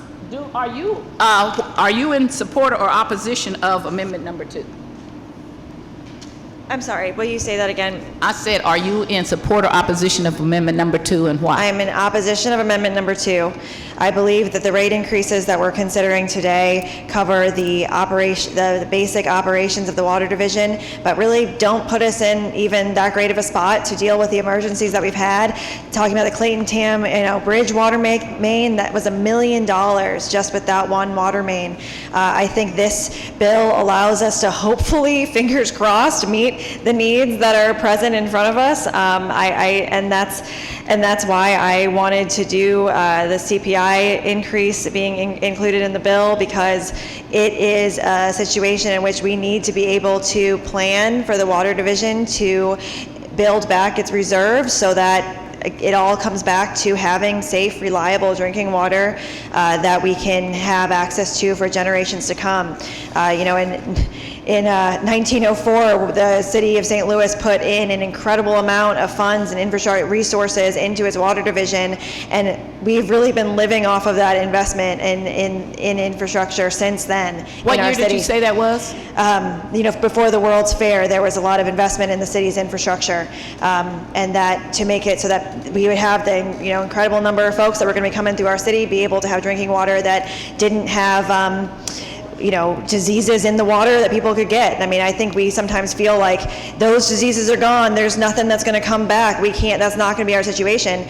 It could be our situation. And so that's why you're opposed to removing the CPI? I just think that it sets up the board in combination with the amendment that I brought forward. It sets up the board to be in a position where there's an annual review. There will be 2 annual reviews before the 2026 CPI goes into effect. At that point, the Board of Aldermen, I think half of the board will probably still be here. There's going to be an election before then for some of us, but can decide. The Water Division's presentation, all of this review we've done, says that actually CPI isn't enough or it's too much, and that board bill could be introduced at that time. But what it does is it puts some pressure on us, because I think unfortunately the pressure, and I've heard a lot of people speak to knowing that there was a need but perhaps not having a board bill in front of them to discuss, this puts pressure on us. I think putting pressure on us is a good thing. I think putting pressure on us means that we will make some better decisions, and I think that we need to put the water division in a position where it can be better at planning. I don't know if we'll get, the Rams funds, everything. One of the things I talked about with Kurt when I met with him is, the laundry list of things that I was like, why not this, why not that, why not this? And he's saying, I've asked, I've applied, haven't gotten it. I can't guarantee any of that. None of that's guaranteed to come in. Like I said, some of the reasons that the city hasn't gotten grants that it's applied for, or federal or state money, is either not having the money in reserves to meet the match, or having water rates too low that it made our application not score as high. So, we're in a position right now where the water rates in St. Louis City are half that of St. Louis County. And so we're really talking about going from the lowest water rates in the region to still the lowest water rates in the region, and having a water department that can function. I mean, I'm going to keep coming back to that. The what if, can we do this, can we do that, can we do this? That's not where I'm at right now. That's not the bill in front of me. This amendment, I think, takes away a part of the bill that I think is really important, which is a planning piece, which is I'm just really sick of operating in an emergency mode all the time in St. Louis, and trying to put the water division in a position where it's less likely to operate in that mode. But it is your testimony that we have $250 some odd sitting there unrestricted. And Yes. if we wanted to, and that's from the mayor, and even from the Board of Aldermen, because we can propose our own bill, we could take and put that Rams money as the money to put behind, so we could do a bond issue. And we could raise enough bond money, so then we could replace that Rams money. It wouldn't be emergency, we wouldn't be raising the funds on our people who cannot pay it. So it is not your testimony that we couldn't do this. It is your testimony that I hear is that we're just not going to do it because the mayor doesn't want to. But the people in the city that I've heard for, I went to 5 meetings yesterday, and at all 5 meetings, the people were appalled. I don't know what kind of response you have gotten, but I've gotten from your side of town, my side of town, everybody saying, why is this so fast? Why are we doing this? Are there other ways? Which I proposed to them. They're all like, why won't we do this? Because the mayor doesn't want to is not a good reason, okay? So, and then we got to make it an emergency. If you're telling me an emergency, to me, you're talking about what, to me, then you use all possible means to alleviate that emergency, and then don't put it on the people when you got that kind of money sitting up. Because for 1 year, you didn't put it in any kind of interest rate that we would, any kind of account that got an interest rate. So now you're saying we can't do it, but we really can do it. And just because the mayor is saying she doesn't want to, that's not a good enough reason to call it an emergency. We may call it the mayor just wants to do it, but it's not an emergency. And if you put that up there, I'm almost sure there's been very few bond issues in the last 10, 15 years. I can't even remember any that we didn't get passed. Sure. And if we put this out to the people and say, we don't want to raise your rates, we want to do something like this, I can almost assure you we're going to get this passed, and it will not be in a way that people question the method that we did it. Thank you. I have no further questions. I am in support of this amendment. It is a good amendment. The Alderman from the 8th has made really good arguments, as has the Alderman from the 3rd, about CPI and how it works and how volatile it is, and they are financial people, and I think it is a good thing to do. And yes, we should come back to this board, or we should have the mayor just put the money up and go for a bond issue. And you don't, again, that money could then be replaced from the bond. We could lend that. We could be our own lender. We don't have to be so focused on only doing it one way and trying to say this is an emergency. It is not an emergency, it's a made up. And I thank you, Alderwoman from the 8th, for proposing this amendment. Alderman from the 14th. Whew.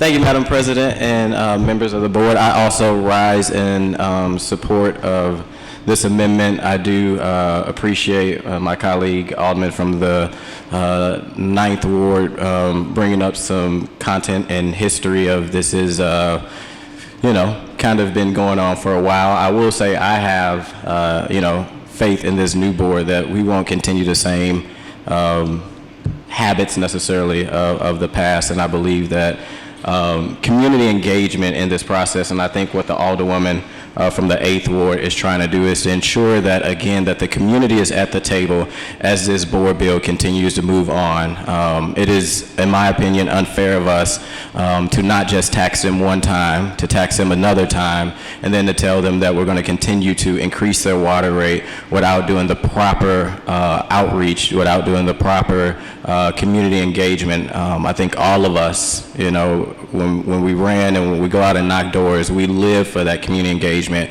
and we just can't stop now that we got elected. I think it is upon us to make sure that we continue to engage the community. So I won't go too long on this, but I would ask my colleagues to support this amendment. I plan to support the bill, but I don't think that we have to rush this. I don't think that this board is not going to address the issues of potentially coming back next year or coming back after a few months. The article that my colleague from the 9th Ward raised, there was different rates back in 2016 than what we're doing right now. So again, it comes to the question is this enough? And then we're going to just tie it to inflation, which maybe there's a better way of doing it instead of tying it to inflation. So I would ask my colleagues to support this. Yes, I think supporting the overall bill is important because we have to do something.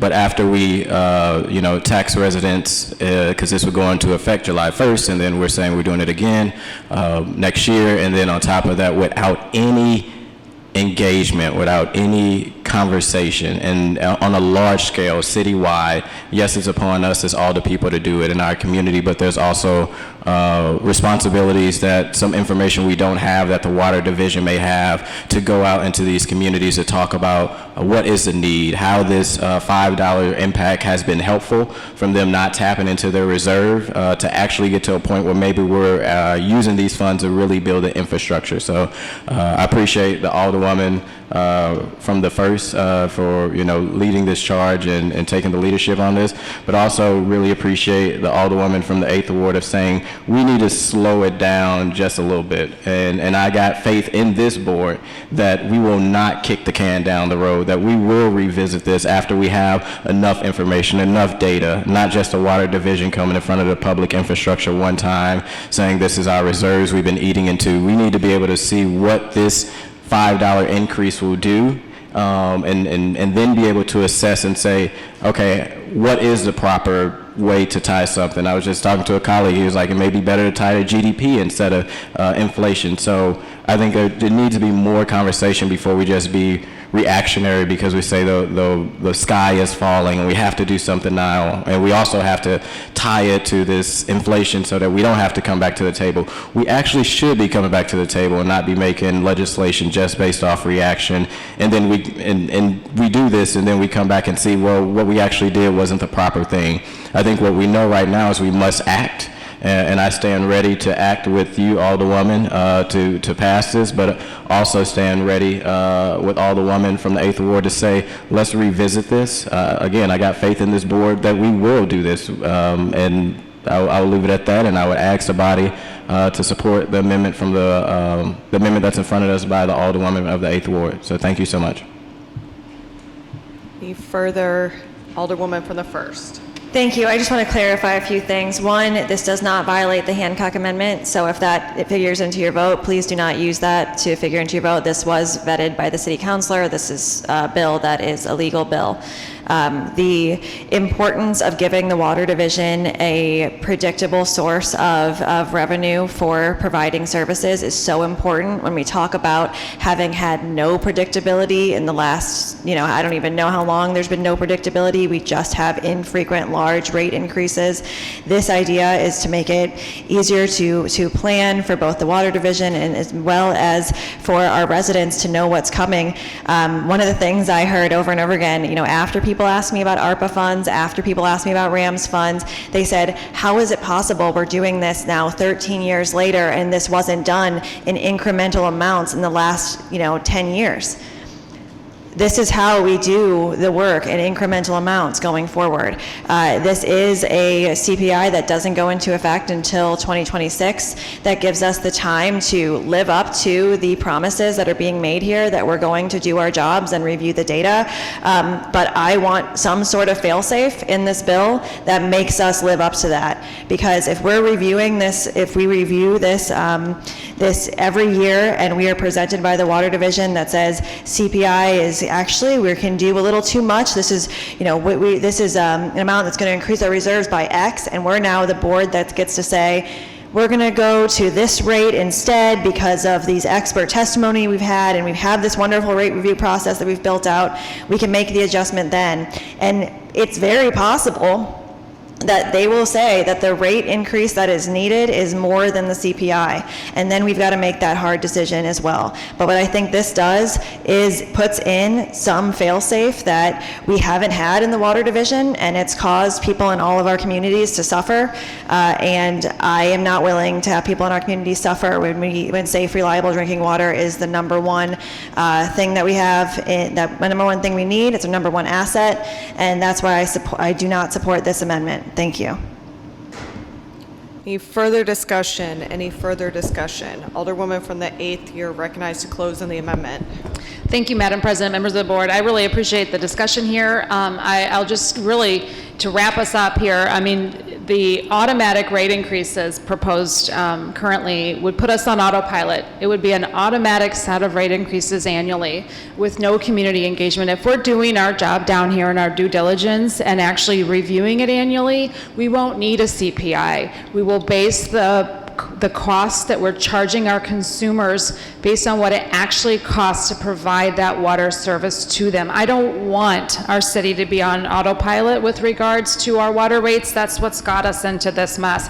I want this body and I want this city, the administration, whoever's in charge, whoever's down here, to be reviewing the cost of this most precious commodity that we have as a city on a regular basis to make sure that we are providing the best best water in the nation, as we have done for many, many years now, and providing it at the cost that it actually costs our city to provide. And I'd like to continue to explore how we can sell our water to our surrounding areas and actually maybe even bring down the cost. But again, if we're doing what we're promising our consumers that we're going to do and review this annually, we won't need the CPI. We will have an adequate process in place. And I do also want to, caution us, to have an automatic rate increase on an annual basis without notification or engagement from the public really is the opposite of community engagement. It's the opposite of transparency, and it really could harm our relationship and our trust with the folks that put us down here. And with that, I ask for your favorable consideration. I do want to also point out that I again commend the intent of the CPI. I do support the increase of our water bill and recognize the importance of where we are right now. But I just think that this particular mechanism of having annual automated autopilot rate increases is not one I want to see this body support. Thank you. It's been moved by the Alderwoman from the 8th, seconded by the Alderwoman from the 12th, that we adopt amendment number 2 to Board Bill 49 Committee Substitute. Madam Clerk, please call the roll. Alderwoman Schweitzer. Alderman Oldenburg. Alderman Cone. Alderman Narayan. Alderman Balmer. Alderwoman Velazquez. Alderwoman Sanye. Alderwoman Spencer. Alderman Browning. Alderwoman Clark Hubbard. Alderwoman Keys. Alderwoman Tyus. Alderwoman Boyd. Alderman Aldridge. President Green. No. Alderman Narayan.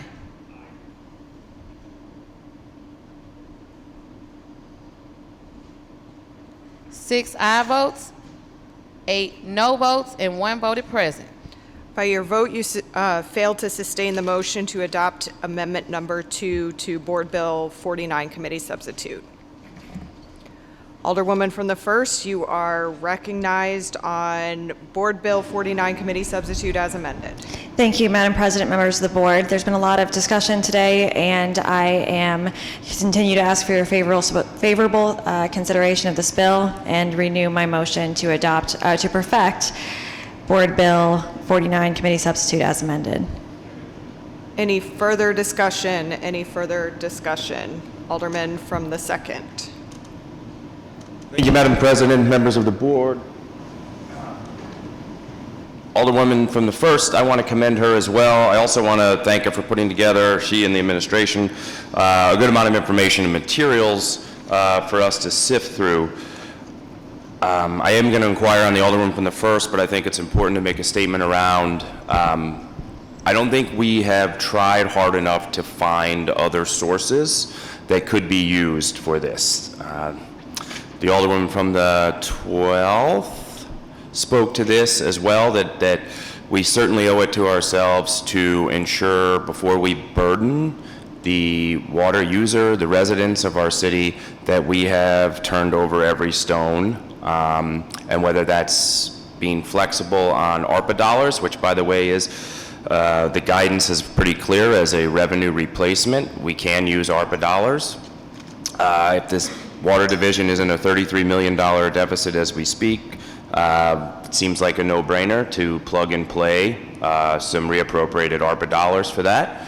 I think we owe it to ourselves to hold this bill for 1 week, is what I'm looking for, a commitment, so that we can add some language to where this ordinance would be a little more self-governing around a potential for a bond issue, a ARPA dollar reallocation, NFL settlement money, cash windfall that comes from any other source. I think it's important before we just automatically tack on a bill to the user that we have tried everything. I understand that there was a miscalculation with the Build Back Better funds. Went to Jefferson City instead of coming directly to the cities. Tough luck. I don't like it either, but the perception and the reality that exists in this town is that we have a flush amount of cash, and that is true. That is not a perception, that is also reality. Yes, we have other critical needs, absolutely, which is why I'm not suggesting no rate increase, but I think there's a compromise and a balance here. Maybe it's $2 more a month. If we can find some other source that works, I would like it to self-correct this bill that's being considered. So I'm asking for 1 week to figure out the language. I don't think we have time for an amendment on the fly, honestly, because I do want to make sure there's an algebraic balanced expression here with finding some other source and having time whereby we can still get to this bill, knowing that we have homework to do if another source does come forward. It springs a change in what would be the imposed water rate. Pardon the pun with spring. So I would like to inquire of the Alderwoman from the 1st, if that's appropriate. Alderwoman from the 1st yield to questioning from the Alderman from the 2nd. Sure. Alderwoman, thank you. Question I just posed rhetorically, now I'm going to pose directly to you. Are you comfortable with putting this on the informal calendar just for 1 week so that we can potentially fix, owing it to ourselves, this other source that we know could potentially be out there to help lessen the burden of a rate increase at the level that is suggested in this bill? I don't think that we will find that we're lessening the burden of the rate increase no matter how long we hold this bill. I think this is a very modest look at what is needed for the Water Division. I do not believe that there will be enough. If we allocate every dollar of RAMS funding for Water Division needs, I think that's irresponsible and ignores the multitude of other needs that we have in the city of St. Louis. To get this board to agree to reallocate $33 million of ARPA funds, I think would be it would be a tough one. I would, if everyone on this board would be willing to commit that they will absolutely find that $33 million or whatever it is, I just don't think that's realistic. I think holding it for another week just holds the time that we give to the, Collector of Revenue's office to update the bills that he'll be, that he'll be talking to people about. This makes all of the discussion we've had, telling people what this increase is, kind of moot, and we're going back and saying, actually, no, it's 2 or 3, or maybe, we don't know, possibly, I think it's important to have, we're having this discussion now. I've tried to be as open before this moment at, 1 p.m. on Friday during perfection to say, please tell me if you have amendments, please tell me what other information you need. I've gotten everything everyone has asked for. I think the administration is probably, and the Water Division is probably just annoyed with me at this point because I keep asking questions and I keep asking for more, and I keep asking for more because you all have asked me to get you more information, which I've done.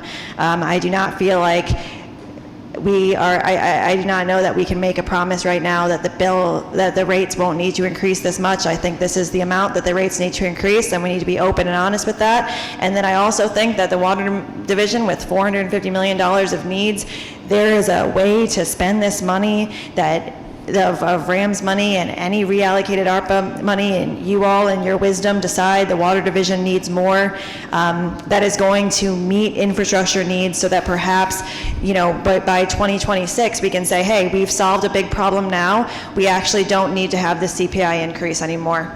That's a conversation that I think I'm more than willing to have, but the conversation to continue holding this any longer, I'm not. Sounded like that was a long no, but thank you, Alderwoman. I wanted it to be a clear no. So it's no, and then a long explanation, and then a no sandwich, no at the end. It was no with plenty of context, and I assure you it was appreciated, Alderwoman. Thanks. All right, well, it sounds like I have my answer, and I don't doubt that the administration and you, Alderwoman, as well as the Water Division, looked into other sources.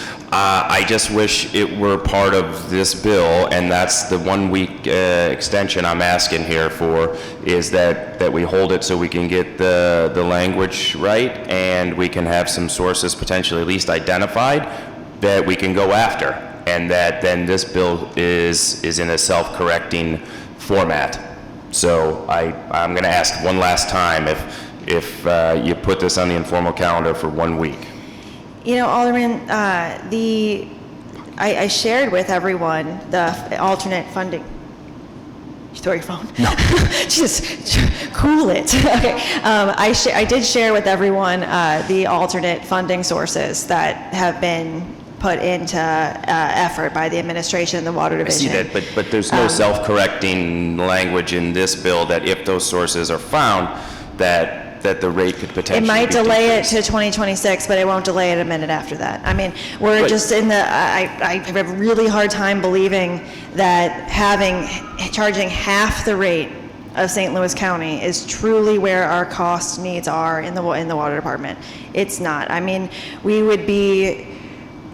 need RAMs and ARPA funds for the Water Division. We need this rate increase. It's not either or for me. I don't think it should be either or for anyone when you really look at the needs of the Water Division, which again, I've tried my best to get out in front of everyone. I think that if we use all $250 million of RAMs funds in the Water Division, we will regret it. We have trees falling in the city. We have streets that aren't getting paved, potholes that aren't getting filled. We need funds for so many things going forward, including the Water Division. And I think the bill, as it is, allows for us to make sure that those other needs are met. I don't know what kind of, I guess I can't know what kind of formula that you'd be able to produce that will show that this isn't needed. I don't know how that you'd be able to produce that formula in an amount of time that would allow for what is needed for the Water Division to be guaranteed unless we move this bill forward. I don't know that rate calculation, I don't know what it does. I guess I'm not convinced that it's something that is absolutely, would actually change anything or help. It could, at the worst case scenario, further delay. I don't want anything to delay the needed funds to get to the Water Division. So that's my no. I've got one more question, Alderwoman. If we're able, the royal we here, if we're able to find an additional source that the Water Division is comfortable with, the administration, the collective here is in favor of, can I get a commitment that would reduce the rate increase you're suggesting here? Can I get a commitment that you will help lead the charge on a repeal and replace ordinance? If we can figure this out, yes, I will happily be of assistance in that. And Well, you've done such a good job on this, so maybe you can lead that one too. Jesus. Tom, you gotta do stuff too. Sorry for calling you Tom. Okay, thank you. I have nothing further, Madam President. Any further discussion? Any further discussion? Alderwoman from the 12th. Madam President, members of the board, if the Alderwoman from the 1st would yield. The Alderwoman from the 1st yield to questioning from the Alderwoman from the 12th. Yes. I haven't read entirely because it was just on our desk when I came in, your email, not email, but your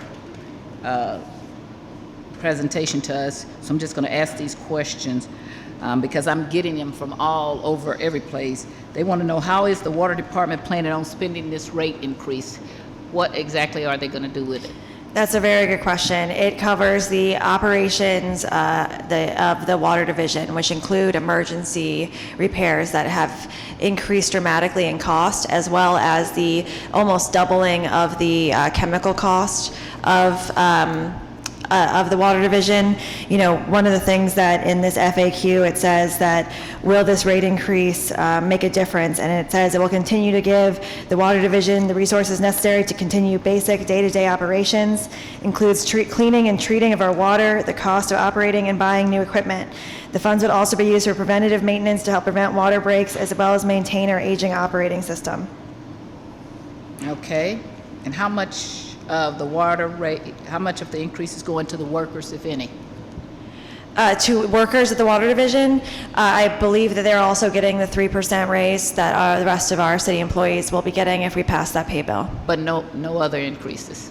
Not that I'm aware of, no. Okay. And do we have a list of the projects, or is that what you just said when you read that list? Or do we have a list of specific projects, or just general projects that we're going to be doing? I do not have a list of specific projects, no. Okay. And has the Water Division published a list of critical needs projects? I am not sure if the critical needs projects or how they'd be listed, but we have, I think our most critical needs are the water main breaks, which we have a list of where they've been the last. I'm familiar with them. Okay. Yeah, I think that's, I mean, I would consider those the critical projects. I don't know that they've used those words, but what they're saying is the being able to continue to, honestly, being able to continue to operate day to day. Water Division is anything in there is a critical project, really. Okay, so I would call water main breaks are critical. I've in our area we had them at one point so often that we have a thing now where we have people have two kinds of water down in their basement, drinking water, but we also found out we needed water to flush the toilets and things like that. So we have them using old plastic detergent bottles to fill those up, so that, because we've had it off for a couple of days before, and often at one point. Nobody beats Hampton. Since I've been down here, there have been more water breaks on Hampton than I care to remember. And what I don't understand, since we have them almost every year, why we haven't put some money into that. Okay, that makes no planning sense to me. Not just for everything, but that particular street, you could probably go back every year and look at a newscast about a water main breaking on Hampton. So to me, that is a critical need that should have been addressed someplace. Can you tell me if the district has raised its cost of water to sell, that it sells to American Water? The way that the pricing works is a calculation between the cost of providing water plus 18% profit. So as the Water Division provides information to those municipalities or whoever is buying the water, they will show them the cost and plus 18% profit. So as the cost goes up, so does the cost of their bills. So yes. They raised it, but this has been a formula that we've used. Do you know how long we've used this same formula? I don't know how long we've used the same formula, but as the costs increase, so does I understand what you're saying, but maybe a long time ago this was a good formula, and maybe a long time ago we had lots of people lived in the city, and we don't now, and so that might be something we might revisit. I think I heard you talk about the difference in our bill versus the bill in the county. That's because it's our water plant. Right. You don't charge your people the same amount that you charge other people. And the fact that the reason why the water bills in the county are more is because we sell it to American Water, who then ups the fee and sells it to them. So I don't think that's an apples and oranges comparison. That's not right. That's why I'm saying that we ought to be charging American Water more. And we do know that St. Peter's and St. Charles are some of the fastest growing counties.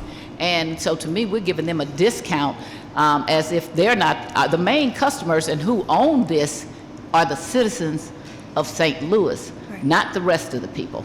And as the Alderman said before, where are they going to go? They're not going anyplace. We got a captive audience that has to pay our water rates. So having the same formula all these many years makes no sense to me. We need to readjust that, and we need to look at other ways of increasing that revenue from them. And you said that St. Louis water cost was not competitive in the region and nationally, and that is why we did not get the funds that we applied for ARPA. Is that what the That's problem part was? of the why we didn't score, the Water Division didn't score as well as it would need to get more money from the state, yes. I agree. I'm sorry. So that was part of it. But Yes. were there other reasons? I believe there were other reasons, but that was the part that really stood out to me. And when I spoke to you earlier, I sent you back in April, the president put out a $6.5 billion thing specifically about water, and you said that we were going to apply for that, but we had not done it at the time when I spoke to you. Is that correct? I can't speak to whether or not the application is if they even have an application out yet, I guess. But I know that the Water Division is committed, as I sent you all the alternate funding sources that the administration and Water Division have provided. So it does go over all of the ways that they've applied to get more funds in. But so you're not sure if they've applied for that, because that was put out in April. The application was, or the notice that it's the notice happening? that money was available. Right, and I'm one of the things I feel like has to happen is the Water Division needs to look under every stone it can and apply for every grant and funding opportunity that it can in order to meet the needs of the department. It just isn't a guarantee. We can't be sure of it. We don't know if the city will receive any of these funds. And so was the committee provided a copy of any of the applications that we made to see if we indeed filled them out correctly? And I want to know if you know who filled them out. Was it the director, or does he have like I know in the public safety department, there's somebody who helps fill out and looks for grants and things. And that's a very good thing to have, is somebody who's a grant researcher and knows how to apply for these things. Have we seen that application at all? I have not. Okay.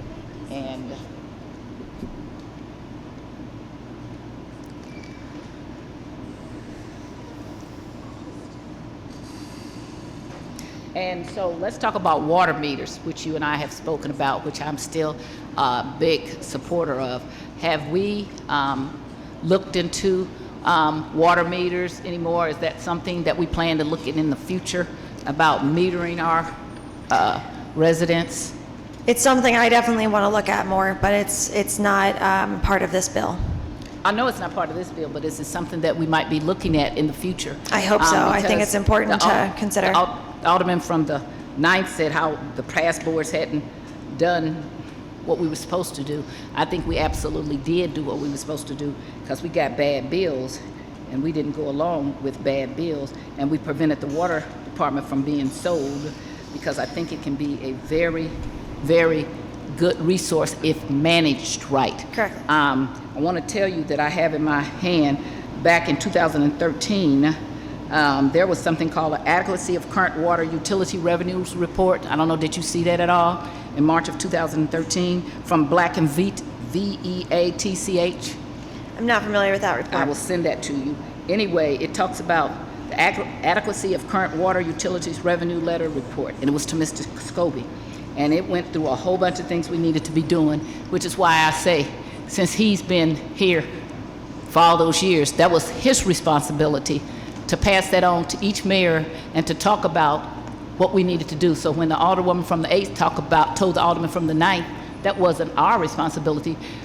We didn't get reports back from Mr. Scobie saying, hey, this is emergency. Even though he knew this, and when you look at this report, you're gonna be like, what the heck? I don't even understand why a water department would only have 180 days? Is that how much we have in 1 quarter, is that right? I'm sorry? 1 quarter, is that correct? Is that what we're talking about? How much reserves it has? Reserves. Sure. And how much is it? I don't know how much they keep in reserves. I thought it was I know how much is in reserves now, which is... Right, it's down a lot. And you talked about, was it you or maybe somebody else talked about that this was money that had been back in a long time ago, even before I was here, that we had this money. But over the years, I don't understand why we didn't set a criteria. This always has to be a reserve. This is water. This is something we cannot exist without. So, and again, a lot of older people listen to what the director of public utilities, which has been the director of water. If you're not telling us this is an emergency, and then all of a sudden, 2 weeks, 3 weeks, now this is an emergency, we got to do this, there's something awfully strange about that to me, okay?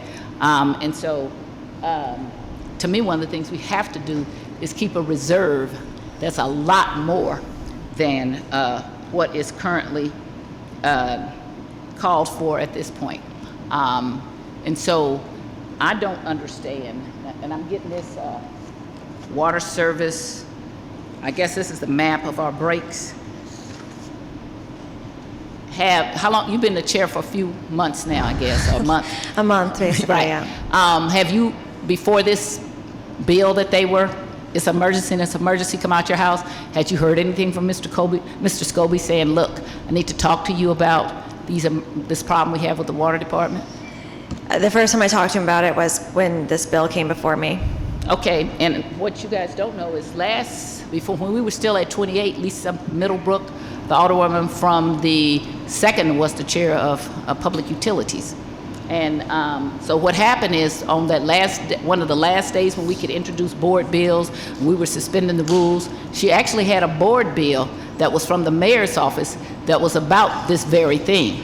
And she wasn't here, and the alderwoman from the 13th, who was then the alderwoman from the 27th, didn't handle the bill. And the mayor's lobbyist, Kevin Bailey, was sitting back here trying to get me, and I stood up for about 15 minutes trying to get the recognition of the president, because I was saying, hey, we don't have this bill.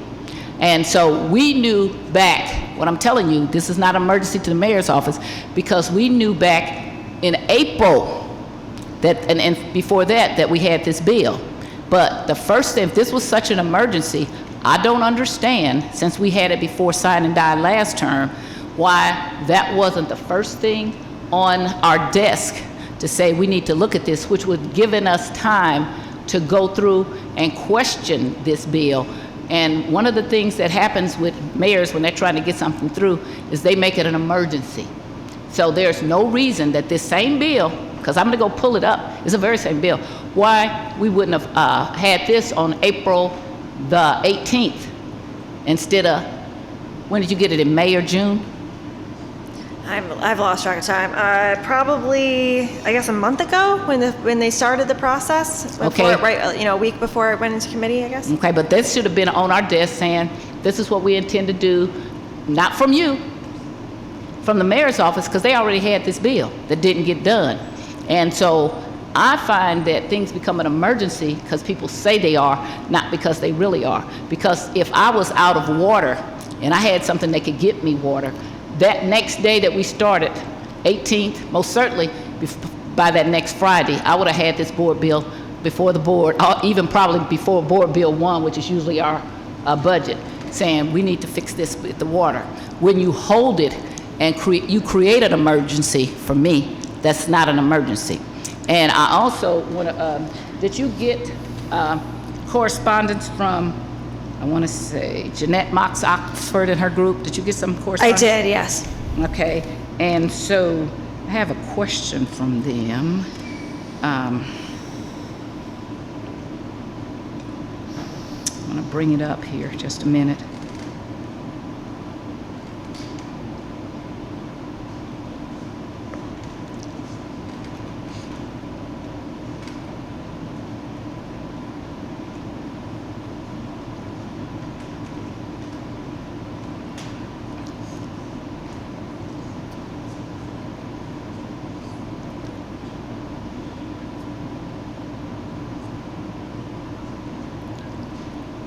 And while I'm looking, so you know Miss Oxford, Mox Oxford. Do you know her?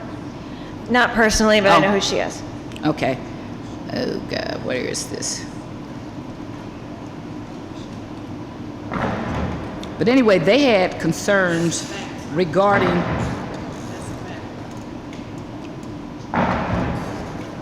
What is that? I can't find it now.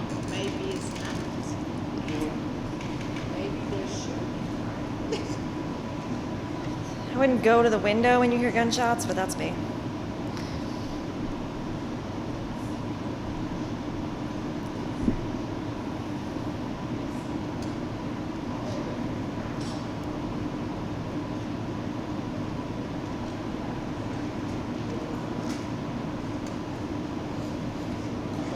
can't seem to find it now, so I can't ask the question because there was something that was in there. I'm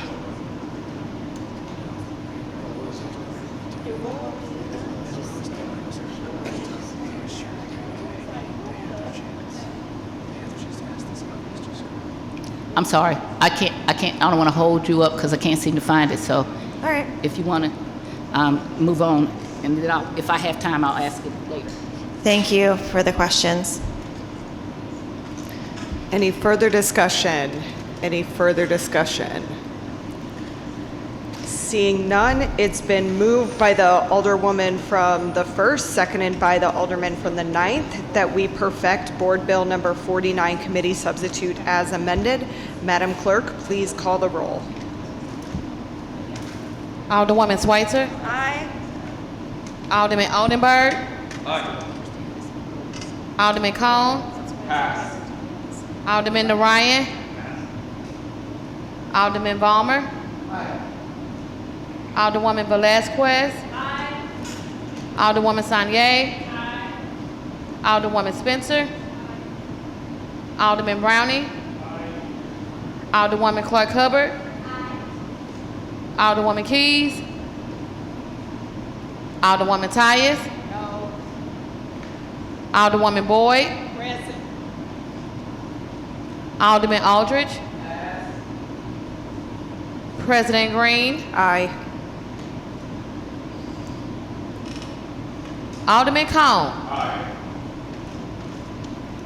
Alderman Narayan. Aye. Alderwoman Keys. Yes. Alderman Aldridge. Aye.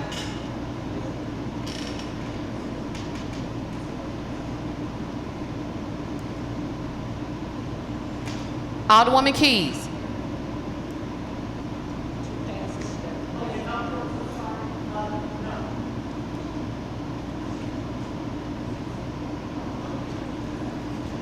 Twelve aye votes, 2 no votes, and 1 voted present. By your vote, you sustain the motion to perfect Board Bill number 49 committee substitute as amended. That's the extent of board bills for perfection.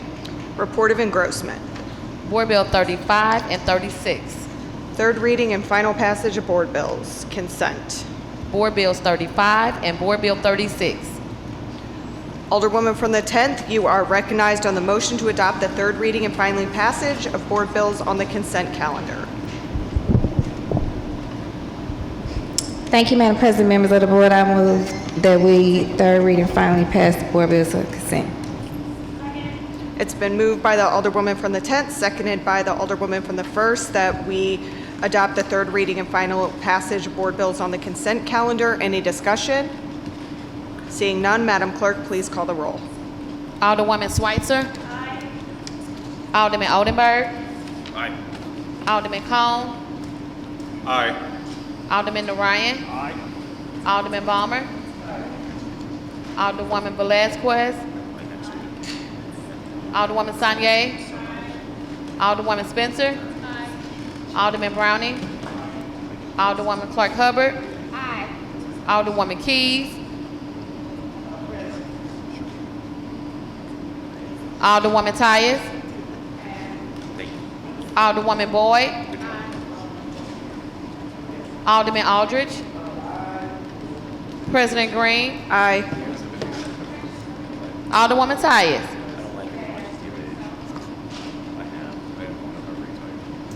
Alderwoman Tyus.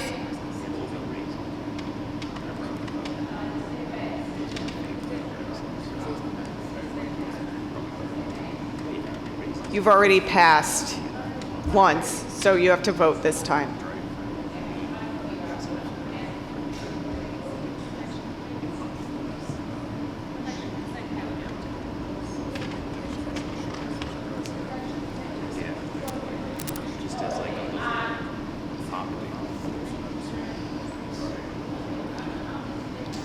Aye votes and 1 voted present. By your vote, you sustain the motion from the Alderwoman from the 10th to third read and finally pass the aforementioned bills. Third reading and final passage of board bills. We have none. Please dispense with line item 18B. Report of the finally passed and signed by the President. Board Bills 35 and Board Bill 36. All other business being suspended, the president shall in open session affix her signature hereto to the end that these may become law.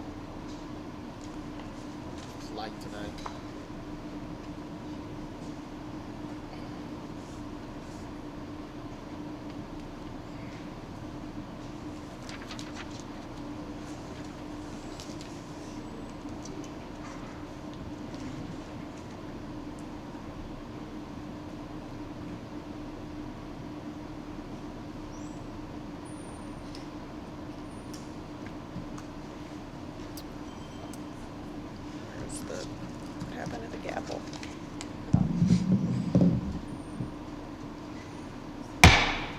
Okay. First reading resolutions in reference to committees. We have none. You can dispense with line item 20. Second reading of resolutions, committee reports and adoptions. Resolution 24, sponsored by Alderwoman Schweitzer, President Green, Alderman Browning, and Alderwoman Keys. Priorities for the Public Infrastructure and Utilities Committee. Alderwoman from the 1st, you are recognized on the second reading of resolution number 24. Like a broken record. Thank you so much, Madam President, members of the board. I move that we adopt resolution number 24. It's been moved by the Alderwoman from the 1st, seconded by the Alderman from the 4th, that we adopt resolution number 24. Any discussion? Alderwoman, you may proceed. Thank you so much. This resolution was discussed in the Public Infrastructure and Utilities Committee meeting yesterday.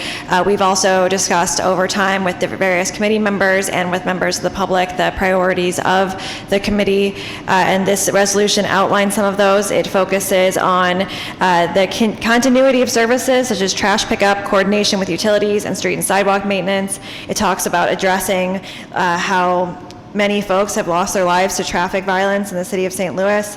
It talks about dedicated funding for street and infrastructure projects, or street infrastructure and utilities projects, and how we can put the Streets Department and the Board of Public Service more in the driver's seat, no pun intended here, of how we make some of those decisions. It talks about addressing some of the conversations that we've had for a long time about ward capital and how it's spent, the effectiveness and the equity of that program. And it talks about the increased stress on our infrastructure due to environmental changes, including more frequent flooding, heat islands, and other weather-related events. So it really gives sort of the marching orders of our committee, if you will, to discuss these things, to work on policy, most important, that around these things, to address improving city services and bettering the products that we are providing our city residents. Thank you. Any further discussion? Any further discussion? It's been moved by the Alderwoman from the 1st, seconded by the Alderman from the 4th, that we adopt resolution number 24. All those in favor signify by saying aye. Aye. Opposed? Motion carries. Courtesy resolutions. Please dispense with line item 22. Miscellaneous and unfinished business. Monday, June 19, 2023, the office will be closed in honor of the Juneteenth holiday. Tuesday, June 20th, 2023, Transportation and Commerce will have a hearing in the Kennedy Room at 9 a.m. HUDs will have a committee hearing in the Kennedy Room at 2 p.m. Thursday, June 22nd, Budget and Public Employees will have a meeting in the Kennedy Room at 9:30 a.m. Personnel will have a committee hearing at 11 a.m. via webinar. Friday, June 23rd, 2023, full board meeting in the chambers at 10 a.m. That's the extent of the announcements. Any further announcements? Any further announcements? Alderwoman from the 10th. Thank you, Madam President, members of the board. Similar to the freedoms that we all are down here serving, and we're called to serve and stand on our word for the greater good of the city of St. Louis. We are celebrating those this weekend, right? And so a lot of people might have been wondering why we're here today instead of Friday. It's because of Juneteenth. And I would love for our immeasurable, incomparable clerk to bless us with the history, the call, the mission of Juneteenth. Because as he reminds us all the time, history is one of the most important things that guide us into what could be a better future. So, Clerk Kennedy. Mr. Clerk?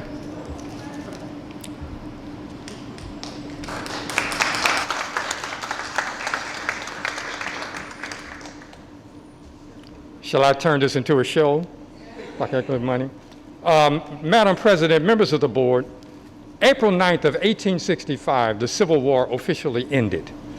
Frederick Douglass, in his writings, said that when the news reached those who had been held in bondage, spontaneous celebrations broke out.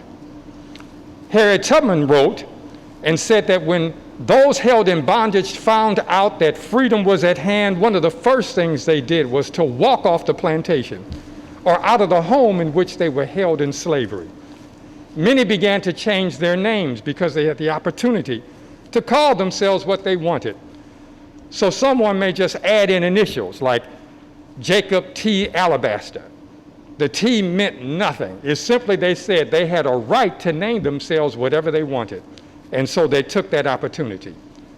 Those spontaneous celebrations that broke out, one famous one happened actually on May 1st of 1865 in Charleston, South Carolina, where they said 3,000 youth alone. They estimated some 10,000 people there, most who had been held in bondage, cleaned up the city that had been devastated by the war, buried the Union troops, and on May 1st, they decorated the graves, creating what we know today historically as Decoration Day. The United States later adopted that as Memorial Day. But in our household, our grandfather, who lived with us till 1973, he was born 1883, a part of the first generation born free, our grandfather, never called it Memorial Day. He always called it Decoration Day because of that happening in 1865.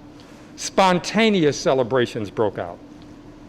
In Texas, they are known to have found out about the freedom in June of 1865, somewhere around June 19th, and thus the term Juneteenth was coined. However, across the country, it's been called many names. This celebration, this spontaneous celebration that broke out, has been called Emancipation Day, Jubilee Day, Freedom Days, Happy Days, Days to be Free. It had many names.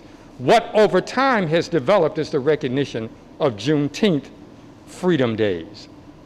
Frederick Douglass mentioned that anyone that keeps a person in bondage keeps the other side of that bondage to themselves.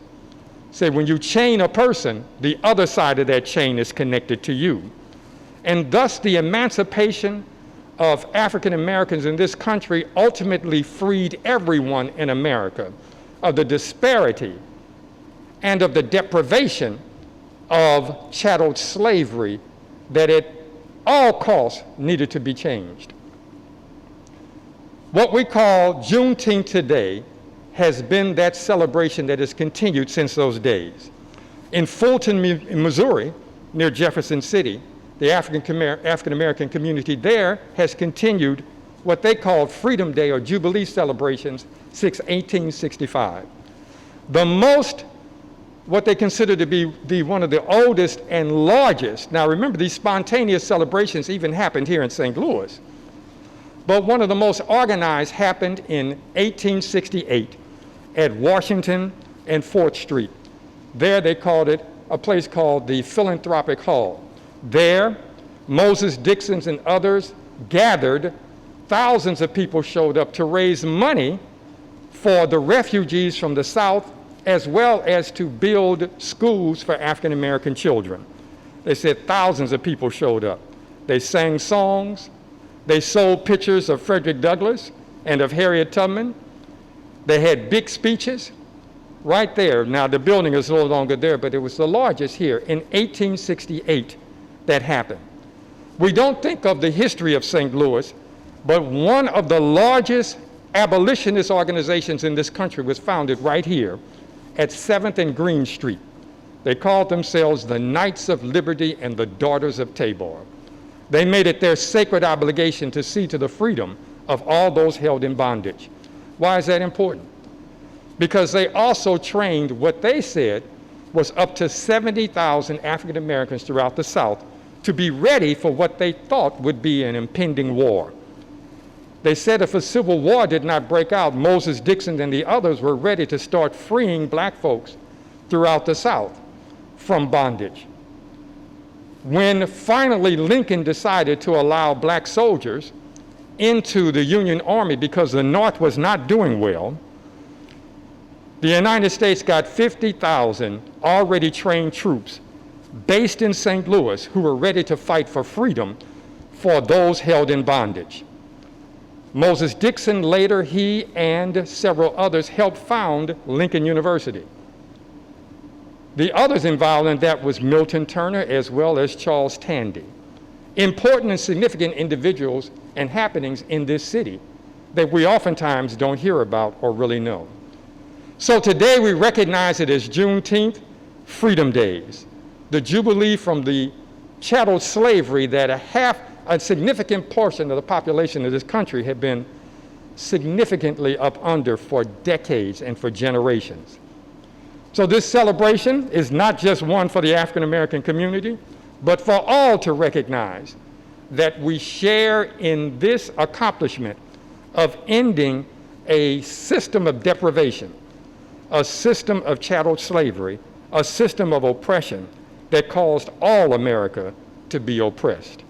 Madam President, members of the board, it is certainly my pleasure. I thank the Alderwoman for asking me to speak. I had no intentions of being up here. As you know, some of you may not know, we sponsored the first resolution here. I sponsored it back in 1990, celebrating and recognizing Juneteenth. One of the oldest organizations I helped found here about Juneteenth was recognized in the congressional record as helping to keep the idea of Juneteenth alive and finally move it towards becoming a celebration in St. Louis and throughout the country as a recognized holiday. Now that's a long way from where we started back in the 70s, recognizing Juneteenth, the African Freedom Days. It is certainly my honor to be before you, and I'll go back into the office and finish writing the minutes and be ready for our next meeting. But celebrate Juneteenth and enjoy the Freedom Days. Thank you. Thank you, Madam President. I had no intentions of being up here. I was trying to get out of it. We very much appreciate that we not only have a wonderful clerk, but an in-house historian to always make sure that we know our history and can learn from our history. Any further announcements? Alderman from the 9th. Wow, that was incredible. I just want to announce, speaking of Juneteenth, there will be a Juneteenth celebration in the 9th Ward at the intersections of Delmar and Boyle/Pendleton, where that comes together. It's a big band night being hosted by the Neighborhoods United for Change. We'll have a 14-piece big band there. It's from 6 to 7 p.m. It's going to be a lot of fun. It's a family-friendly event. We invite you to come celebrate with us. I also want to inform my community in the 9th Ward that we will be having a 9th Ward Town Hall on Tuesday, June 27th. That'll be at Cortex in the Havana Room at 4240 Duncan. We're going to have myself sharing updates, what we've been up to here at the city, as well as Deputy Trash Commissioner Randy Breitenfeld. So please come join us there. Again, it's 6 p.m. to 7:30 p.m. 4240 Duncan. Thank you, and wish everybody a happy Juneteenth and a happy weekend. Any further announcements? Alderman from the 3rd. Thank you, Madam President. I would also like to announce that we have a Juneteenth/Father's Day celebration in Dutchtown. This weekend, there's a Dutchtown kickball tournament taking place in Marquette Park that will start at 11 a.m. and encourage everyone to come out and join in the fun if you're able to. We also have a Office of Violence Prevention kickback event in Mount Pleasant Park tomorrow, or not tomorrow, I keep thinking it's Friday, on Saturday, June 17th, from 2 p.m. to 6 p.m. So Saturday, Mount Pleasant Park at 2 p.m., and then Sunday in Marquette Park at 11 a.m. We have 2 events. Also, I know we're having a potluck after the meeting today with a lot of colleagues. I want to thank our colleague from the 6th Ward, Daniela Velasquez, for her efforts in organizing that. I had the auspicious, reason to go visit one of my favorite South City Sweet Tooth eateries this morning, Dad's Cookies, in the fabulous 3rd Ward in Dutchtown, and brought some Dad's Cookies, and always a great treat around Father's Day as well to have Dad's Cookies. So look forward to sharing all of that with you all after the meeting, and I hope everyone has a fabulous Juneteenth. Any further announcements? Alderwoman from the 6th. In the not potluck category, but also food, just want to announce the South Grand Dine Around Restaurant Call is tonight on South Grand, so it's the flagship event. Lots of food there, so I'm going to eat there too as well, but just wanted to announce that. Right. Any further announcements? Sharita, our clerk. The Health and Human Development will have a committee hearing on Thursday at 9 a.m. in the Kennedy Room. Thank you. Alderman from the 14th. We'll start doing like the alderman from the 9th and just take the mic on off. So happy Juneteenth, St. Louis, and members of the board. This Saturday in the 14th Ward in the Old North community at St. Louis Avenue and 14th Street, we will be having a Juneteenth celebration. Would welcome everybody from the board to come on over. There'll be plenty of black-owned vendors selling merchandise and apparel, as well as food, and just a good time as we celebrate Juneteenth. And again, happy Juneteenth to everyone in the city of St. Louis. Thank you. Any further announcements? Any further announcements? Alderman from the 3rd. Thank you, Madam President. I just also want to clarify, the clerk mentioned that we have a Transportation and Commerce Committee meeting on Tuesday morning. During that hearing, we will be taking up the short-term rental bills that I believe have been sponsored by the alderman from the 4th Ward. There are some other agenda items on there, but I fear that we may not have enough time to get to them. So I would encourage the public, those that are watching or those that have an interest in the other items, to stay tuned for another committee hearing to be determined at a later date. But for the purposes of next Tuesday, we will be taking up just the bills related to the short-term rental at this point in time. Thank you. Madam Clerk. I'm sorry, it's a correction to the Health and Human Development. That's 9 a.m. Thursday, June 22nd, and that's via Zoom. Okay. Any further announcements? Any further announcements? I do want to make sure that just to bump up again on your radar, the folks that you are going to interview for your LA positions need to be filed with the clerk.